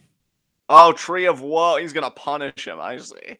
Oh, he's doing shoot kicks. Honestly, dude, the longer this goes, I have the strangest feeling Kofi might pull out an upset here. Yeah, it wouldn't surprise me. Like, I figure if Bryan's not winning the gauntlet, it would make sense for him to lose early. I just think, yeah, with him being the champion, he should, especially as a heel, he should be in the most perilous situation because everybody wants to see him lose. I mean, just going by the old school wrestling 101 logic. Yeah, like you put him in a situation where it's most likely, as a fan at least, where you see it as it being most likely for him to lose. Yeah, Kofi's gonna fucking win because, like, we'll see. Maybe I'm wrong. Yeah, no, I'm not completely confident because, again, like if Bryan's not, I think he's either gonna win or get eliminated early. Yeah, he just reversed it there. I knew Kofi was gonna reverse it. I thought it would be more of a clean crossbody, but I guess I'll take what I can get. If he hits a fucking Trouble in Paradise, I'm losing my shit. And we go to another commercial. Oh my God. Still going. Like, yeah, this match has been going for like 20 minutes, I think. Wow. And like it's funny because like Bryan made his entrance at like I think it was like 8:47-ish, somewhere around there. Yeah. And then like Kofi, you know, the whole New Day entrance thing lasted a little bit, and there was a commercial in between there too. So I wouldn't be surprised if this match had been going on for 20 minutes at this point. Right. Oh man. Oh man, so many old people on my television right now. What is this? What is all this old on my screen right now? Listen, I'm tolerant of a lot of things. Old. That's where I draw the line. Yeah. Amen to that, my youthful friend. The irony is that I'm probably the oldest person in here right now. Yeah. Ashton's like, they won't know I'm next if I join along. Oh man, maybe Mark. Mark might have me by a little bit. I don't even know for sure if he does, but I'm pretty sure I'm older than everybody else here. How old is Paul Gregory again? Hey, Paul, how old's your face? I want to say Paul is like young 20s, like 20, 21, 22-ish.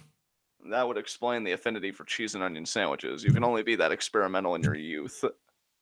We see you, Paul. Oh my God. James is what, 24, right? Yeah. Oh, Dragon Man's got me beat. Awesome. Oh, shit. I'm not the oldest person here at all. Not even close. Yeah. USA. Youth SA. Youth SA. Yeah. Well, no matter how old you are, we're grateful for you joining us for all of your wrestling needs. Yeah. Oh my God, Paul's older than me too? What the fuck? I knew it. I knew Paul was an old fart. Suck it.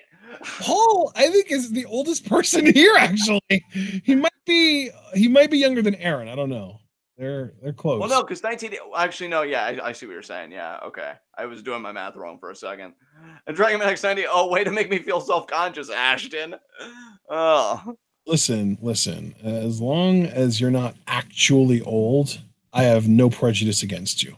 Hooray! And Kofi's still in this Oregon Kingdom. Then just get a label lock or a knee. I want to see the rest of the people in this gauntlet here. Come on. Stomp that face. Stop that face. Come on now. Stop that face. And he's going on his feet. Oh. Rana got it. Oh, but Brian 1. No. Kofi. No. No. Well, no. Yeah. No. Okay.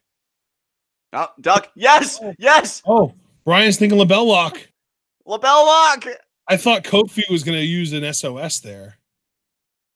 Yeah, that would have made sense, but no, he's got Kofi down. You just got to lock it in. That's it. Oh, that's it. Yeah, Kofi's that arm's contorted. Tap, Kof. It's over. It's over.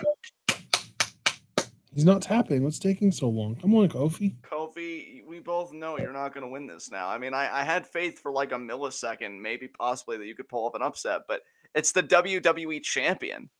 Wait. He got to the ropes, dude. What? Wow. Are you kidding me? This match has been going on. I'm telling you, man, the LaBelle lock is like it's like, you know, old hat for Brian. It's not going to work that much anymore. Okay, so Aaron is older than Dragon Man. Okay. Wait. No, he is. Wait. Oh, older than Dragon Man. Yeah, but not older than Paul. Yeah. Paul might actually be the oldest person in here. But you know, the fact that the oldest person in here is still only 33 years old, like, that's pretty fucking great. I'm so happy we have a youthful demographic. Yeah, I was gonna say, isn't like the main demographic that executives always try and target 18 to 34? I think we have that shit fucking nailed. Hooray! Right? I knew my associates in business would come in handy. Paul, please don't outgrow Quit Wow when you turn 35. Drop kick there. Yeah, Paul, if you ever leave us, I'd be very upset. That was a hell of a drop kick by Kofi, though. It looked pretty stiff. Yeah, he caught him right in the first time around. Yeah, that was rough. Yeah, full boot to face contact there. Brian's head and face have been really taking a beating in this match. Oh, Kofi got his foot pulled by Rowan, and now Big E and Rowan going at it. Oh, but Rowan with the advantage. Wow, he got attacked from behind. Oh, there's X. Yes, X. And now checking in on Big E there. Referee, don't you dare kick them out of ringside. You should kick Rowan out. No! You son of a bitch. Well, yeah, Kofi's screwed. Wow. What garbage. Why are the referees in WWE so incompetent, John? Oh, here we go. No. Wow. Damn, Kofi refuses to lose tonight. This is also the advantage of having a smaller heel champion, is that it feels like they can be beat by anyone. Yeah. Like, honestly, if this was just a WWE title match between Kofi and Bryan, I'd be super kick. Oh, wow, Kofi. Oh, but there's Rowan. Rowan again. And again. Oh, my God. He threw Kofi clean over the barricade. And now he's just kind of walking off like. And just the ref's going to kick Rowan out. Please, ref. And Rowan saying, I didn't do it. You should have done it before when you kicked the other guys out. Here we go. He's going to do the arm thing. You're out of here. Yes. It's about time. Actually, really, it's too damn late. Oh, Bryan in pursuit. Oh, he's getting caught. No, he's gonna get caught here. Yeah, he is. He's totally getting caught here. Kofi's gonna hit a fucking Trouble in Paradise right here. Plus. Kofi's gonna hit a Trouble in Paradise. He's gonna fucking eliminate Bryan here. Yeah, dude, he is. He got it. Holy shit. Holy shit. 1, 2, 3. Oh my God. Kofi just pinned the WWE champion. Yes. And it wasn't even for the title. Way to tickle those balls, WWE. Jesus Christ. Damn. Wow. Oh, and God, really? Jeff Hardy? Can Kofi please beat him in like 2 minutes? Can I just say, though, that I called this? I did say Jeff would be the next guy out. You did. That is 100%. I'll back you up on that. Yeah, absolutely. Yeah. Dude, oh my, I just had a feeling that the longer the match was going, the more it favored Kofi, and he fucking caught him with the Trouble in Paradise. Oh, dude, wow. And you even predicted that exact finishing sequence when Bryan was warming up for the knee plus. You were like, no, Kofi's going to hit the Trouble in Paradise here and win it. And it was just like, and we literally watched it play out after you said it was great. Oh my God. So, dude, and that just goes back to a point that you made earlier. Bryan being a smaller guy and also just his willingness of not having a big ego. Not only can anybody beat him at any time, but look at the people he's given fucking rubs to between Mustafa Ali and now Kofi. Like, this is a guy that really doesn't mind doing business. It's kind of like a Ric Flair. Yeah, I'm glad that you mentioned the willingness to put other people over, because you know who else was a smaller guy that was WWE champion for a while that never put fucking anybody over? Who's that now? AJ Styles. Yeah. He beat everybody. He was booked like fucking Roman Reigns. Yeah. No, Bryan's approach, it almost feels like, because I used to hear that about like Ric Flair, like in that golden period when he really was like pro wrestling. I often hear that his reigns were like that a lot. Like, he would get beat in any setting, but when the title was on the line, he always got business done. And if that's how they want to do Bryan's reign, I really don't mind. Because him getting randomly pinned by a Mustafa or a Kofi, that gets you excited about other stars that aren't part of the fucking revolving door system. So I really appreciate Bryan's selflessness as champion. Because I guarantee you, even though there's like a whole writing team separate from Bryan, he's always come off in interviews as a guy that kind of advocates for what he wants. And I wouldn't be surprised if he was one of those locker room leaders advocating for like the undercard guys, especially for guys that have been around as long as Kobe has. Like, hey, give him a little something. It's not going to hurt me. I'm the champion. You know, it's whatever. So that was really cool.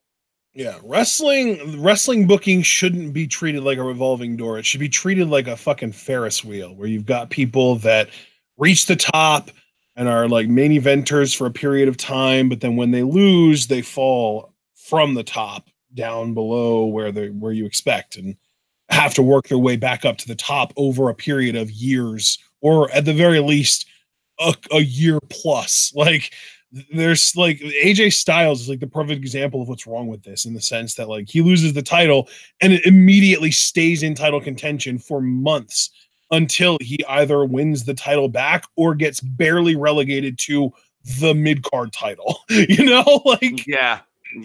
I love AJ Styles as a performer, but his booking has been ridiculously, like, portraying him as ridiculously OP. Yeah.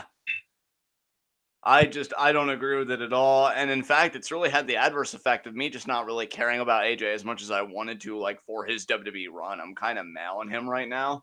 And I really just need him away from the main event scene for me to care again. But, you know, I got to tell you, there are two television shows on the air right now that I am exposed to involuntarily that get under my skin more than anything else. And those shows are The Big Bang Theory and Modern Family. I fucking hate both of those shows, and for various reasons out of my control, I'm forced to be exposed to them occasionally, and it pisses me off beyond belief. Thankfully, because, you know, we do everything via the internet. We don't have cable, and I don't live in a household where either the news or ESPN or just some random show is going constantly. I have a lot more content control, and it is wonderful. Oh my God. And honestly, like, don't even ask me to pick which one is worse between those two, because I genuinely don't know if I can decide. They're both terrible. Right. Oh, getting a chamber ad here for the women's tag titles. Because, like, Modern Family is on right before Raw every week. So naturally, if I turn the TV on at 7:57, I've got to watch the last 3 fucking minutes of that garbage. And then Big Bang Theory is one of my grandparents' favorite shows. So even if I don't even have to watch it, I have to hear that shit every fucking day. Right. Because they play it on a volume that no person should have a television at. And I can hear it down here. Oh my God! Dude, Kofi just drop-kicked Jeff Hardy out of the ring. Beautiful. Did you see that? No, I actually missed it. I was tabbed out for just that brief instant. And now what's Kofi thinking here, though? Oh, 8 barricade there. Oh, man. Get out of the way, Kofi! Oh, gee, what the hell? Was that oh, yeah. That was poetry in motion, dude. Yeah.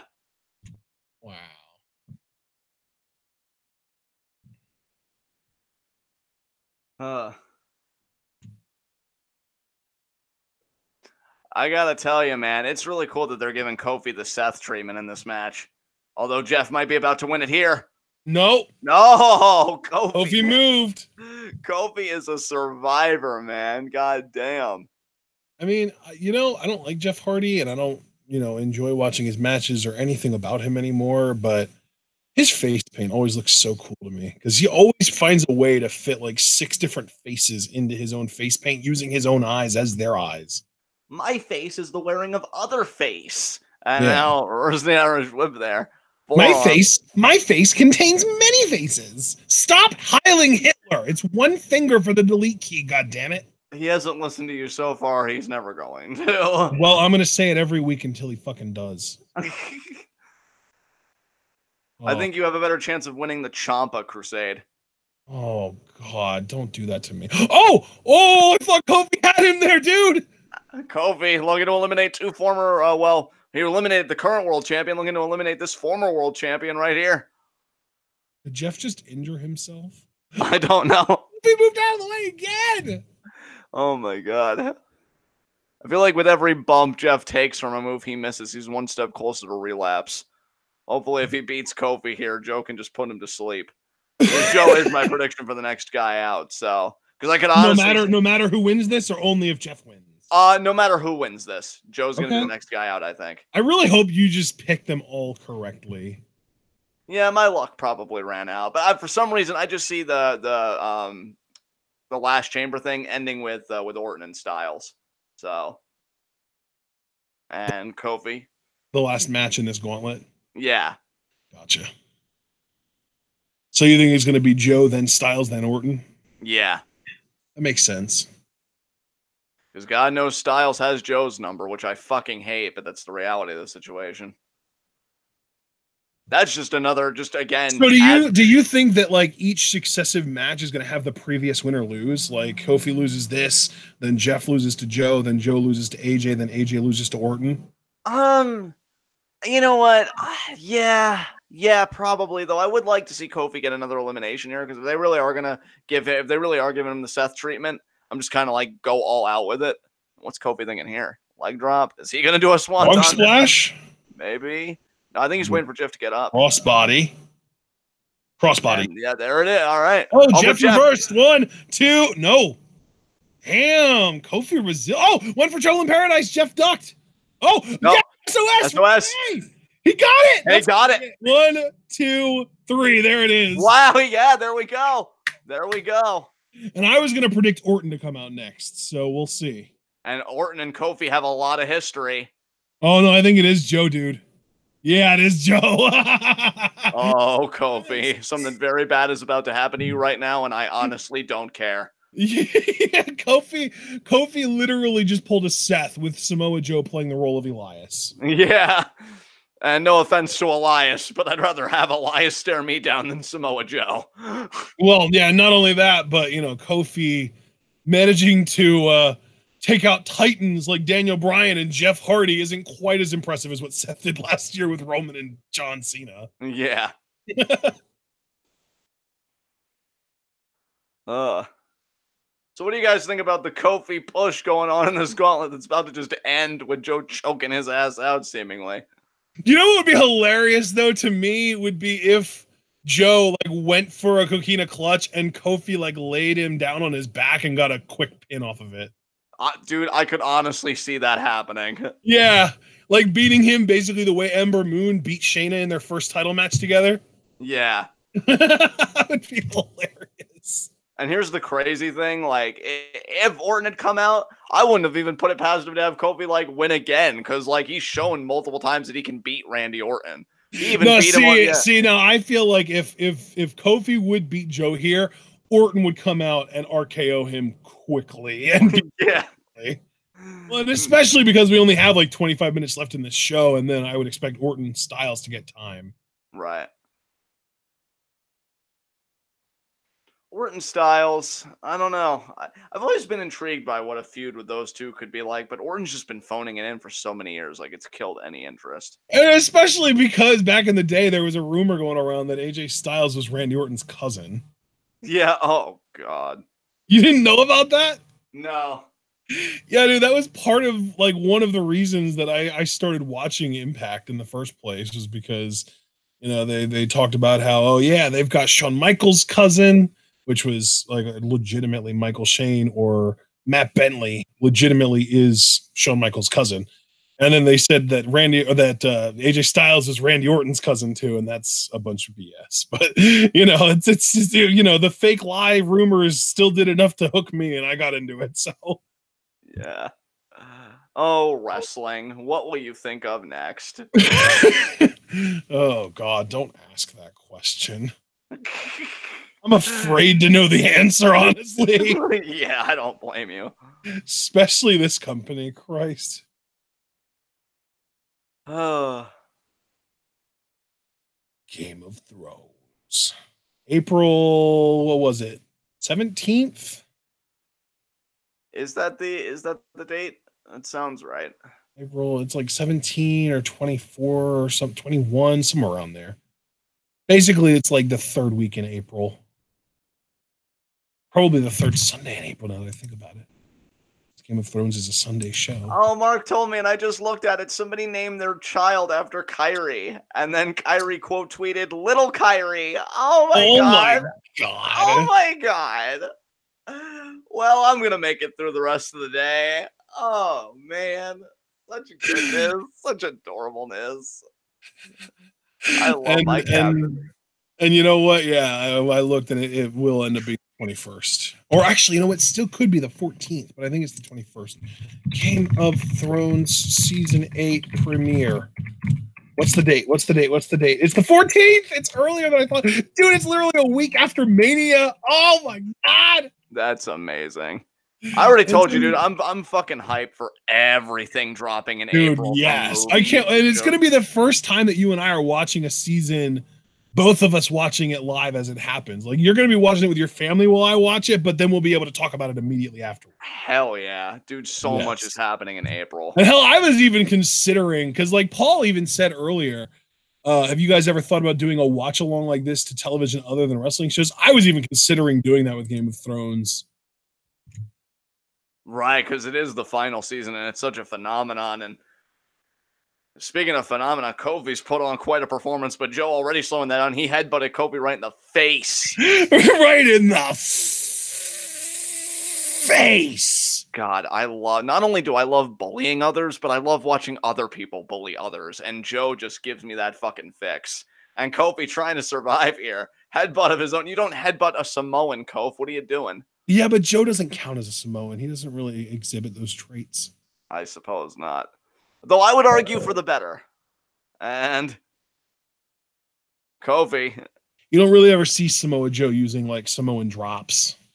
Oh, but he does do. Oh, what a kick. Enziguri's in the corner. Yeah. Kofi's just dead. He's already been through 2 matches. Face it, Kof. You're done. It's over. Cover. Oh my God, Kofi. You know New Day's going to have some YouTube exclusive, though, that's going to be amazing, just celebrating Kofi's performance tonight. That's going to be cool. Just be like, did you see what he did out there? He pinned both Daniel Bryan and Jeff Hardy, and God, with how Samoa Joe's booked, I'm not even putting past that Kofi, won't eliminate Samoa Joe. Like, he very well might. We don't know. Oh, put him in the coquina now, Joe. Don't waste any more time. I was going to no, abdominal stretch. Yeah. Paul, don't lie. They didn't name their daughter Sane. They named their daughter Kyrie. I just looked. You actually got me with that. God damn it. Son of a bitch.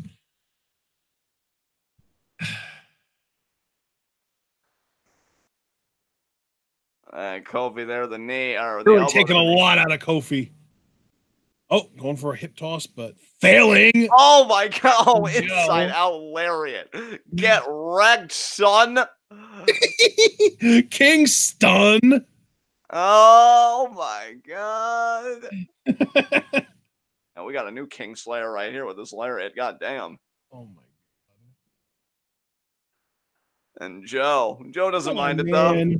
You're the best promo in the company. Can you please up your pace a little bit in the ring? Jesus. Like, he's just enjoying it, man. Look, why should he gas himself out early when the winner gets to enter the chamber last? I mean, maybe put in a little effort so you can actually end this match early and preserve your energy in the long term rather than expending it slowly over the course of time. personally, I think Joe was looking forward to abusing Mustafa tonight, and he's just imagining that Kofi's Mustafa, and he's just taking his time with this. Probably true, but he's not really doing anything all that crazy or painful or like torturous or anything. He's just got fucking Kofi in a face lock. Like, look, Ashton, this is the man that runs the cookie racket. All right, are you really in a place to dispense advice to him right now?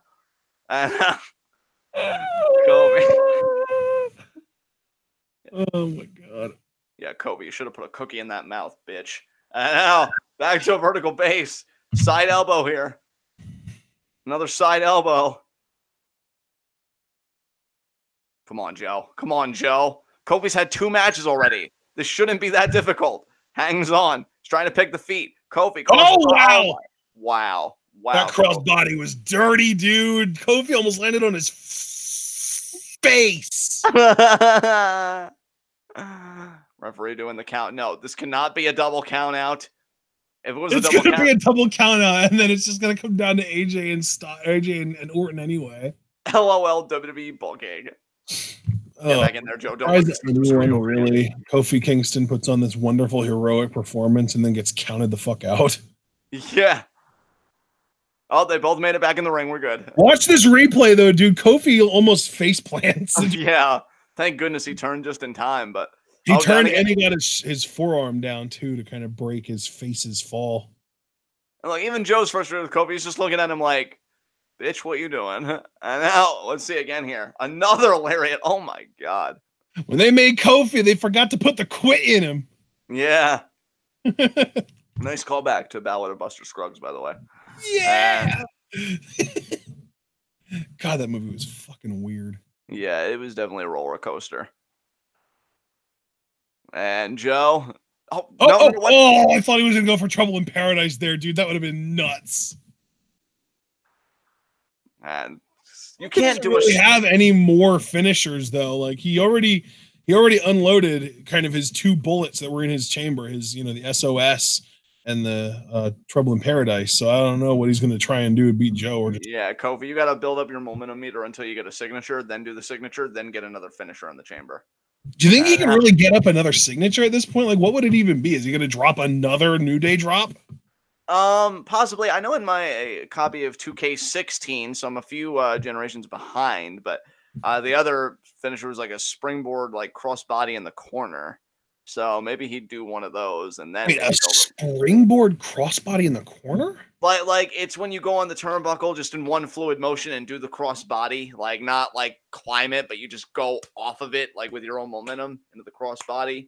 Oh, so the crossbody itself isn't into the corner, it's from the corner. Yeah. And Kofi. We already did that in this match though, and it got caught by Jeff Hardy. Oh, well yeah, Kofi, you're screwed. And now Joe. Still on his feet, though. Come on, Joe. Come on. Yeah! Oh, just get pinned, Kof. It's over. No, man. Like I said, they didn't put the quit in him. Even Joe's getting frustrated like, bitch, get pinned. And Kofi's going to get to the back with the rest of the New Day, and he's going to be all beaten down, and they're just going to be like, dude, why did you keep kicking out? You need to go to a hospital. And he's going to be like, wait a minute. You mean that there was an option to not kick out and to end the pain? Yeah. Oh, Kofi. Forearms there to the back of the head.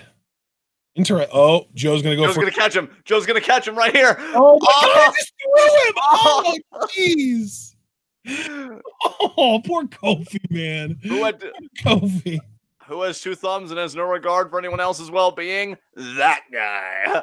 Mm-hmm. Look at Joe just looking at him like, oh, I did that. Oh, that's very nice. Admiring his work from a distance. I love Joe. He's counting along with the ref. Oh, Joe. Never change. I've got to be honest with everybody. If my life was to ever go to utter shit that I needed to be pimped out by someone for survival, I would want my pimp to be Samoa Joe. And Joe picking Kofi up by the head here. Then he'd be asking you to put something different in his mouth. Yes, coquina. Oh no, what? Why not just put the cocaine on it? He's doing like, oh my God, this neck crank. Jesus Christ. Kofi's face. It's like he just realized how painful this actually was. It's like, oh God. Oh God. This actually kind of reminds me, speaking of Kofi being in the chamber match, do you remember the chamber match where they actually put his head through the steel wall of the chamber? Yes, I do remember that. Didn't Cena do that to him too? I think that was a legacy thing, because I think that might have been the same match where Orton and DiBiase were in the same chamber. Oh, okay. Joe is just abusing this. Ted DiBiase clearly on the same level as John Cena. Yeah. Man, but again, though, this is another case where the longer a match goes, I just gotta wonder if Kofi's gonna get another win here. They are really building Kofi up as a last-minute See, that's what I'm saying, though, is like, I wouldn't be surprised if they did that as well, just because it's fucking Joe. Right. But if that does happen, Orton's coming out RKO and Kofi quickly and getting a quick win. Which actually, dude, in hindsight, what no. the hell? Kofi actually countered Joe. I think Joe was maybe thinking Coquina finally or something, but oh my God. That time, there we go. Oh, flip over, Kofi. Take him down to his back and flip over. Go for the Ember win. Is he going to? I mean, he is near a corner. Oh, yeah, dude. Yes, there it is. Is it? 2, 3, yes. Oh, my God. I called it.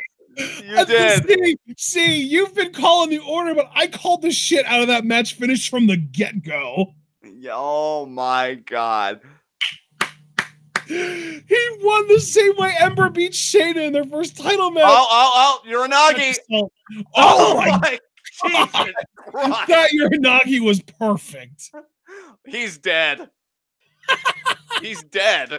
Like, and dude, Randy Orton is going to be next. There is no doubt in my mind that Orton's going to be able to pick the scraps here. Oh, shit. Joe is abusing a man tonight. He's got him locked in the clutch now. Jesus. I hate the booking of Samoa Joe most times, but if anybody was to get this fucking rub, I'm so glad it was Kofi. Like, but as I was getting ready to say, which I think I can now because it's only a beatdown, I'm probably gonna need another commercial. In hindsight, dude, this actually makes me feel really bad. Oh, dude, it's AJ. What? Oh, he's coming to the rescue. What a jackass. Fuck you, Styles. You know what? Oh, I know Joe's never gonna beat you, and it hurts. I know, right? Like, he owns Joe at every corner. Stop being jealous that Wendy prefers him, Alan.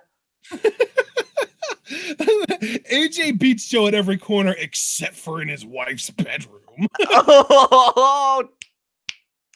AJ, is that a triangle snap? Bet your sweet ass it was. I knew it. Who in the world let their dog play a goddamn guitar? What the hell? But as I've been trying to say before Alan had to go and virtue signal that he's a babyface, this makes me in hindsight legitimately really feel bad for Mustafa Ali, because this is probably going to be his rub in the gauntlet to make him look like a threat.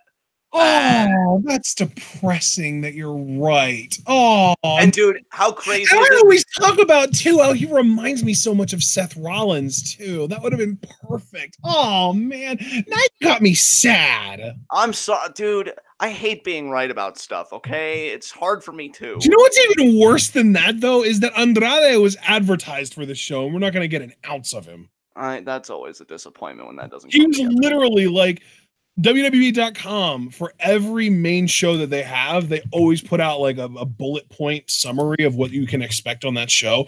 And one of the bullet points was literally, will Andrade start to end the legend of Rey Mysterio? Guess that got cut. Yeah. Why would you cut anything Andrade related from the show? Well, because we needed to give more time to building up Kofi Kingston as a legitimate contender so he can look better when he loses on Sunday. Yeah, like... You know I have fun at babyface's expenses, and I pull no punches like with Mustafa. He's, like it's fodder the same way everybody else is. But I really was excited for him to get a rub like this, because I think I even said last week on SmackDown Live Reactions that I was miffed that he didn't beat Orton, because I really wanted them to do something to make Mustafa look like a threat inside the chamber, and this would have been it before fucking Orton injured him.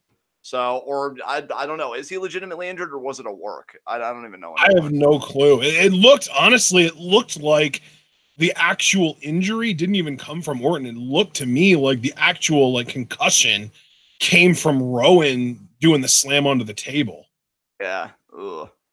I think that might have been where the actual concussion happened. It's just a shame because, you know, again, I like to have my fun, but I know we have genuine Mustafa Ali fans in the chat, from Alex Foster to Abel to Cliff, and this would have been his fucking rub tonight. I'm convinced. And, you know, at least with Kofi, though, and, you know, not to be that guy, but this also does kind of work in WWE's favor with it being Black History Month. This is the best they've ever made a Black superstar look on Black History Month ever. That's true. Never forget, a few years ago, they had Seth Rollins curb stomping Big E on Martin Luther King Day. Yeah. So at least that's a positive, I guess. Oh, man. WWE. What are you doing, baby? I like how you just said that. What are you doing, baby? Come over here. Let me make some sense to you right now. Oh, Kyrie has a new tweet. Did she have another retweet of sweetness and adorableness? Oh, God. Oh, she wished somebody a happy birthday. She never wished me a happy birthday when I reached out to her. It's okay, though. Yeah, that's because she doesn't give a shit about you, John. Wow. You know what, Ashton? Plus 10 for going for the throat. I respect that. You didn't waste any time. I'm proud of you. Hey, man, all I'm saying is that, like, you know, Goodfellow is fine in small doses, but let's rein it in. Wow. But I feel like conversely, you're like encouraging me to be a dickweed to other people. And now Alan is just looking like AJ is just like, oh man, Kofi. I know I've got a little bit of a reputation, but man, I didn't want to beat you while you were already beat up. I love that you threw the accent in there, you silly son of a bitch. This don't seem fair to me. You know, as a man that's advocated his whole life against welfare programs, I feel bad about taking this handout, but I am AJ Styles. I mean, I did work pretty hard to get here, so I'll probably deserve this. Yes. Oh, and Kofi, look at Kofi still having the fight in him saying, "Don't you patronize me." Kofi's gonna get pinned in 2 minutes. Or he's gonna pin AJ. I don't know, dude. I don't even know anymore. You know, Kofi ain't afraid to die. He's like, I pinned Brian, Hardy, and Joe in the same match. Yeah, AJ just clocked him, and now he's gonna do a clash? No. What are you doing? Why are people taking the piss out of Kofi when you should just take the pin instead? Yeah, they're taking the wrong P word. Dude, are they really going to have it come? Which, if WWE actually really believed in continuity, would be an amazing story. If they seriously had to come down to Kofi Orton. Yeah. Oh my God, dude. Oh my God. AJ put some stank on that backbreaker. Jesus. Dude, if they seriously have Kofi make it to the very end, he needs to be in the final 3 in the WWE Championship Chamber on Sunday. Like, I was even thinking, like, would it really be that much of a tragedy if Kofi just outright won? I don't think so. I've been wanting him like they could even give him like a 2012 Santino moment where he makes it to the end and ends up being the last person pinned by Brian. Mark Schoeneman said, dude, did you see that Irish whip into the corner? AJ got his bully. Oh man. Oh. Did you see what Paul did in chat? Yeah. My opportunity matters too, Kofi. And Mark Schoeneman, if Orton was smart, he'd come in and RKO Kofi to get AJ DQ'd and then just pin Kofi. Yeah. But this is WWE. Oh, Kofi, go. Hit him with a troubled parrot. Oh. Oh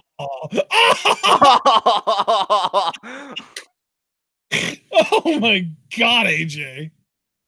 You absolute savage. Yeah, look, I'm not gonna buy into the illusion that Kofi's gonna beat AJ Styles. It's fucking AJ Styles.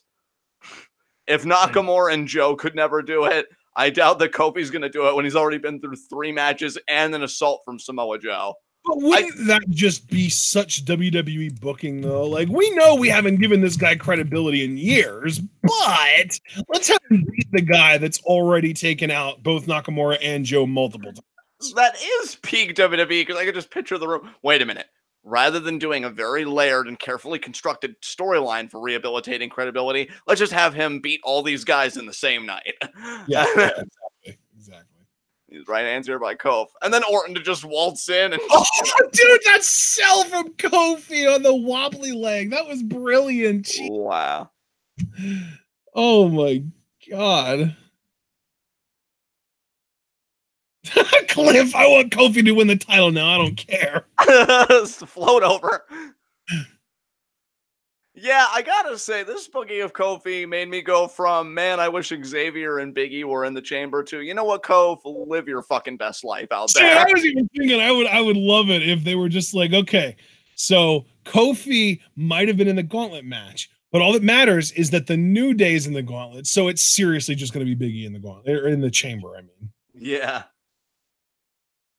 Like they pick their representatives depending on the match type.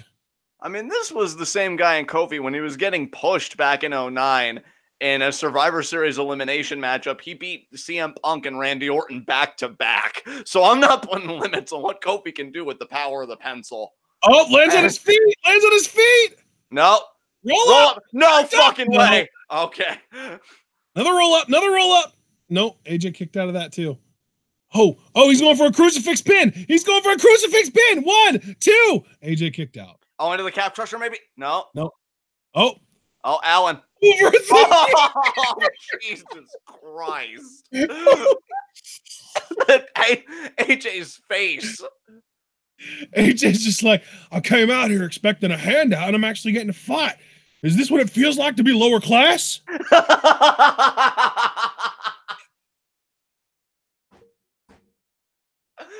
I'm done. Oh my God, what the fuck?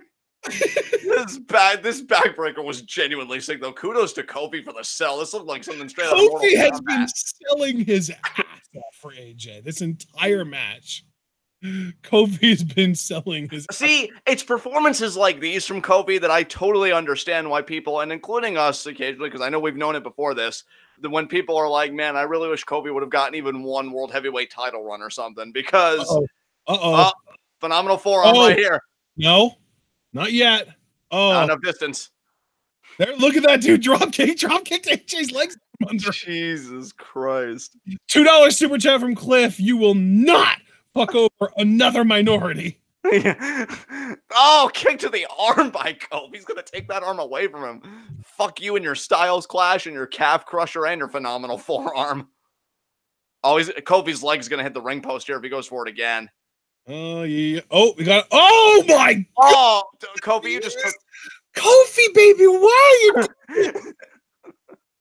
Normally, it's you're doing amazing, sweetie, but in this case, no. Oh my God, dude! He literally ran into the actual turnbuckle. Like the buckle itself is what his knees just ate. Kofi, I appreciate you making everybody, including yourself, look like this is going to be a count out. We're up to 6 or 7. No, I think now we're up to 6. Probably. I don't even have my volume on, so I can't even say. Kofi actually got in the fucking ring. Jesus Christ, Kofi! Oh, but now we're gonna get a calf crusher for the win, right? It's got to be a Styles Clash, I think. AJ's just like, damn it, I gotta put this guy away now. I was really hoping to make this quick so people wouldn't think too much about the underlying circumstances. No, jumping Larry. Man, why can't you make your undercard guys look this good more often? Only differently with like fucking layered stories and shit. Like, imagine if it's fucking Andrade in this spot. Jesus Christ, dude! Right?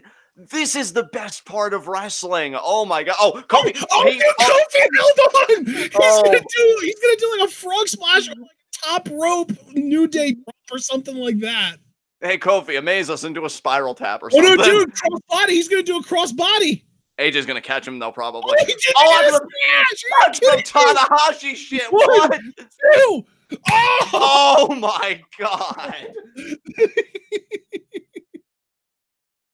Dude, Jesus fucking Christ. It looked like something Tanahashi would have done too. Oh, he's gonna go for the SOS. He's gonna go for the. Oh, he's gonna be counter into calf crusher. No. Yep, there it is. Yep. Up.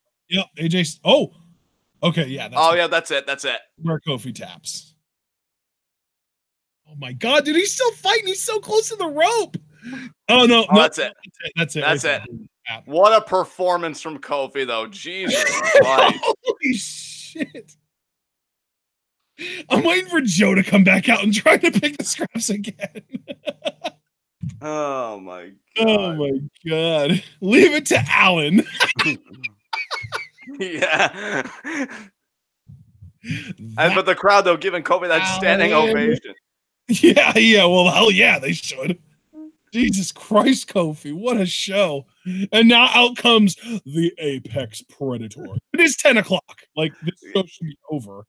Orton's going to come from behind. He's going to RKO him from behind. This is going to be it. It's going to be instant. Here we go. He's waiting for it. Turn around, AJ. Turn around right into an RKO. I'm ready for you. I'm ready for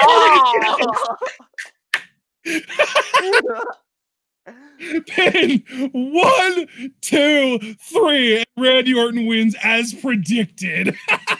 Oh my god. I love that. And already the graphic in the corner.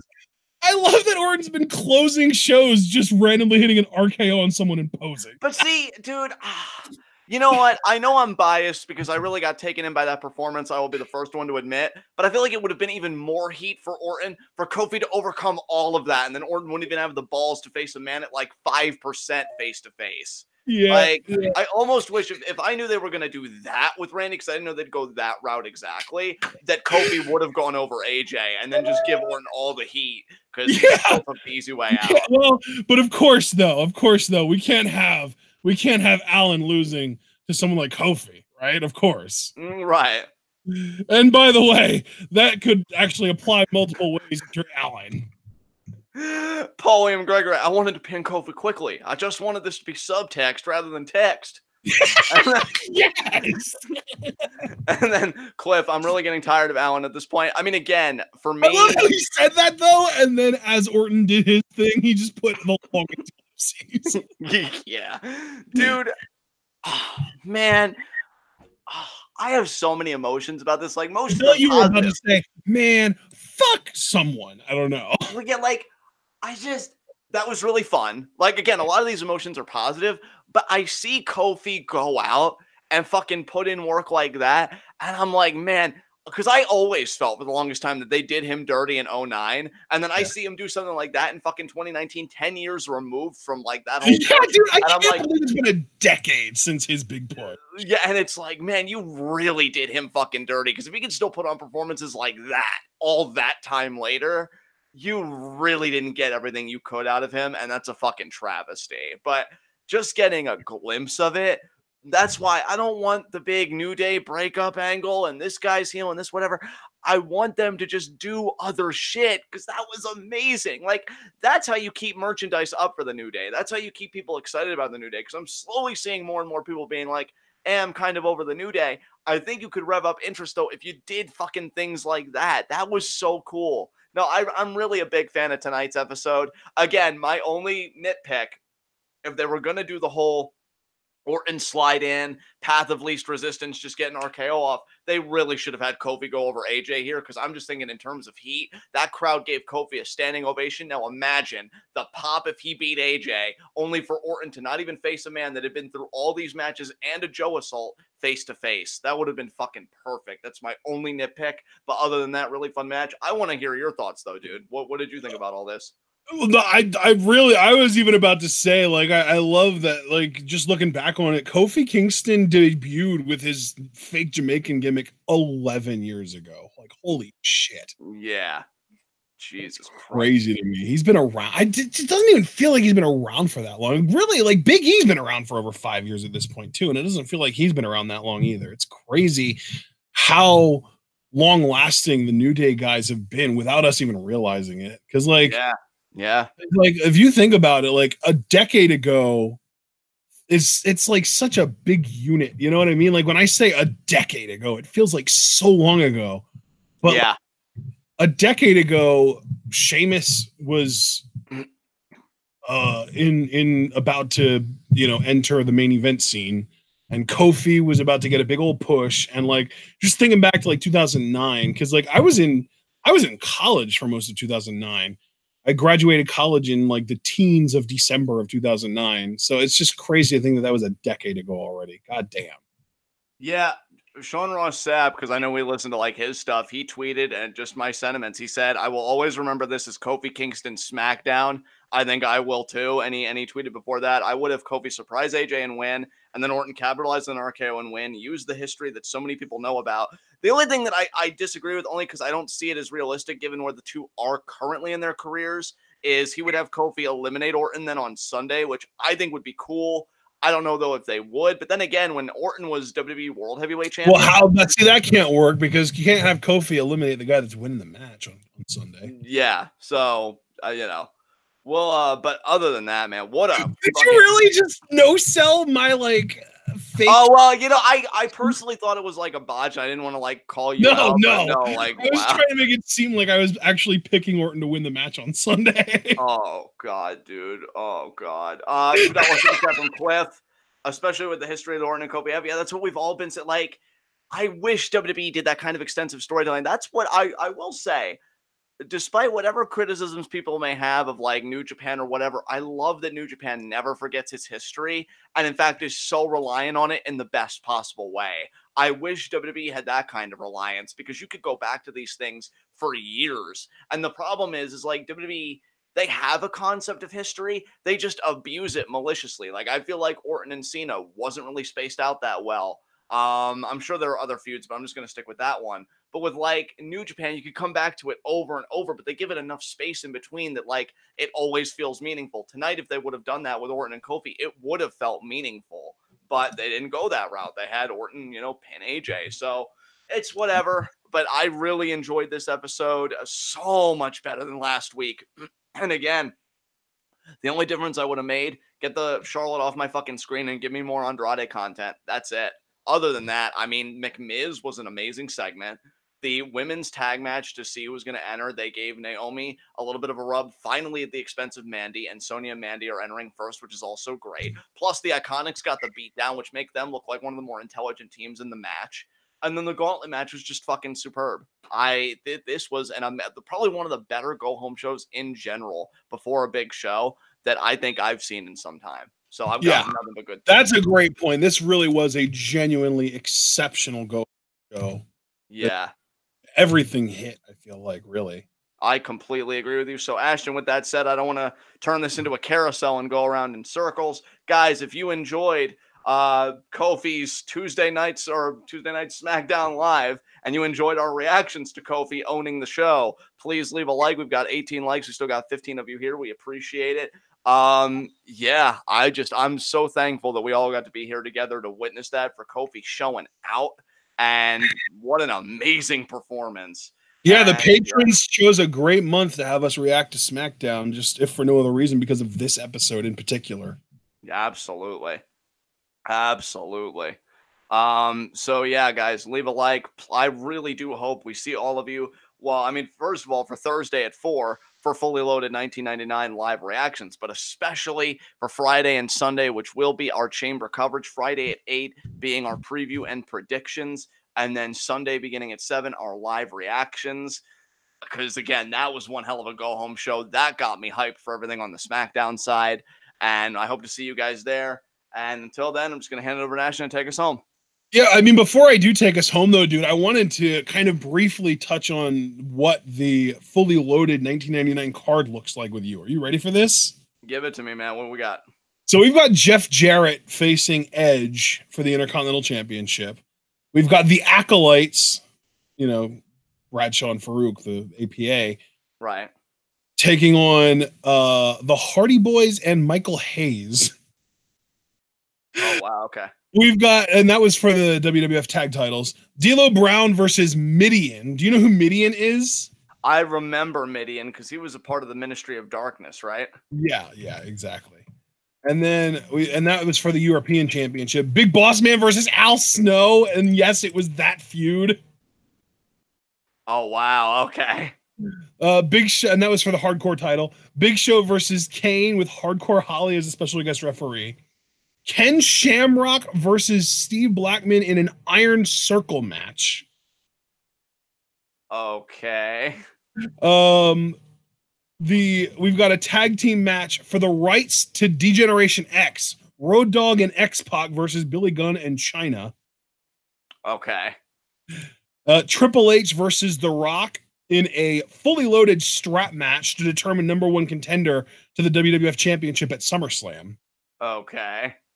And finally, Stone Cold Steve Austin defending the WWF Championship against The Undertaker in a match where if Austin loses, he'll never get another shot at the title. But if Undertaker loses, Vince McMahon can never appear again on WWF television. Interesting. Okay. I think we know for a fact that neither one of those stipulations got fully upheld, but yeah, it's still interesting that they put that heavy of stakes on a match on a secondary pay-per-view. Yeah, I completely agree with you, dude, for sure. So we'll be covering that again Thursday at 4. And yeah, we'll see you guys then. So Ashton, I'm going to let you take us home. No, I actually will take us home. All right, everybody. We'll see you on Thursday at 4 for that show. And then, of course, Friday at, was it at 8 or 9, John? I think I have it at 8, right? Yeah, I'm pretty sure. Yeah, Friday at 8. Yeah.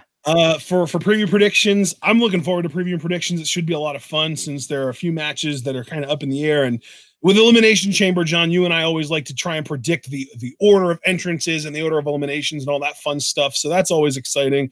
I'm looking forward to that. And I'm actually looking forward to this pay-per-view more than I would say my average hype for a WWE pay-per-view, which is, I would say, normally around like a 5 or a 6. I would say that my hype level for this right now is at like a 7.5, maybe even an 8. So yeah, I'm looking forward to Elimination Chamber. That's on Sunday. We will be live reacting to that. Of course, that actual show will be on at 7, but the pre-show, which might feature a match or two that John and I have interest in, we might end up live reacting to a match or two before 7 if, interesting stuff happens on the pre-show. But until then, we hope that you all enjoyed the show. We hope that you all enjoyed our live reactions to this show. And if you did, remember to like this video to show us some of that love. Subscribe to the channel if you're new. Click that bell icon to join the notification squad. And of course, you can also follow us both on Facebook. Follow us both on Twitter and like the Facebook. Buy the merch on Teespring. Donate to the Patreon. As far as the Patreon goes, we are going to be live reacting to Fully Loaded 99 on Thursday because of a Patreon request. Any amount that you decide to donate, it ends up accumulating over time, and you will be allowed then to request live reactions to wrestling shows if you're choosing. $1 a month will get you 2 bonus questions per Q&A. So every month, rather than only being allowed to ask 3 questions for Q&A, you'll be allowed to ask up to 5. And it'll also give you voting power to determine what John and I are going to live react to every month. This month, our patrons chose SmackDown, which I would say was a great choice given how great this show was. And if you donate $3 a month, then you also get access to the exclusive Twitwell Patron Discord, which is one hell of a good time. So we hope that you guys are motivated to donate to that Patreon. We would appreciate it. But if you just can't afford to support us monetarily, that's perfectly understandable. We would still appreciate it if you would share this channel and this video with all of your wrestling fan friends and let them in on the best kept secret in the YouTube wrestling community. That's right. We are Twitwell, and we are the workhorses of the YWC, and February is a light month for us, which is kind of funny because we're still doing like 4 or 5 commentaries every week, but it is going to pick up big time at the beginning of April because we've got Twitwell Mania at the beginning of April, and I won't start pulling out my Hulk Hogan voice quite yet. I know I did it the other day, but when Twitwell Mania starts rolling around, brother, then you know that the Hulk Hogan voice is going to get broken into. So we'll wait another month or so before I start doing that. But until then, we hope that you all enjoyed, and we hope to see you on Thursday or Friday or both. But in order for that to happen, you're going to have to remember to stay tuned.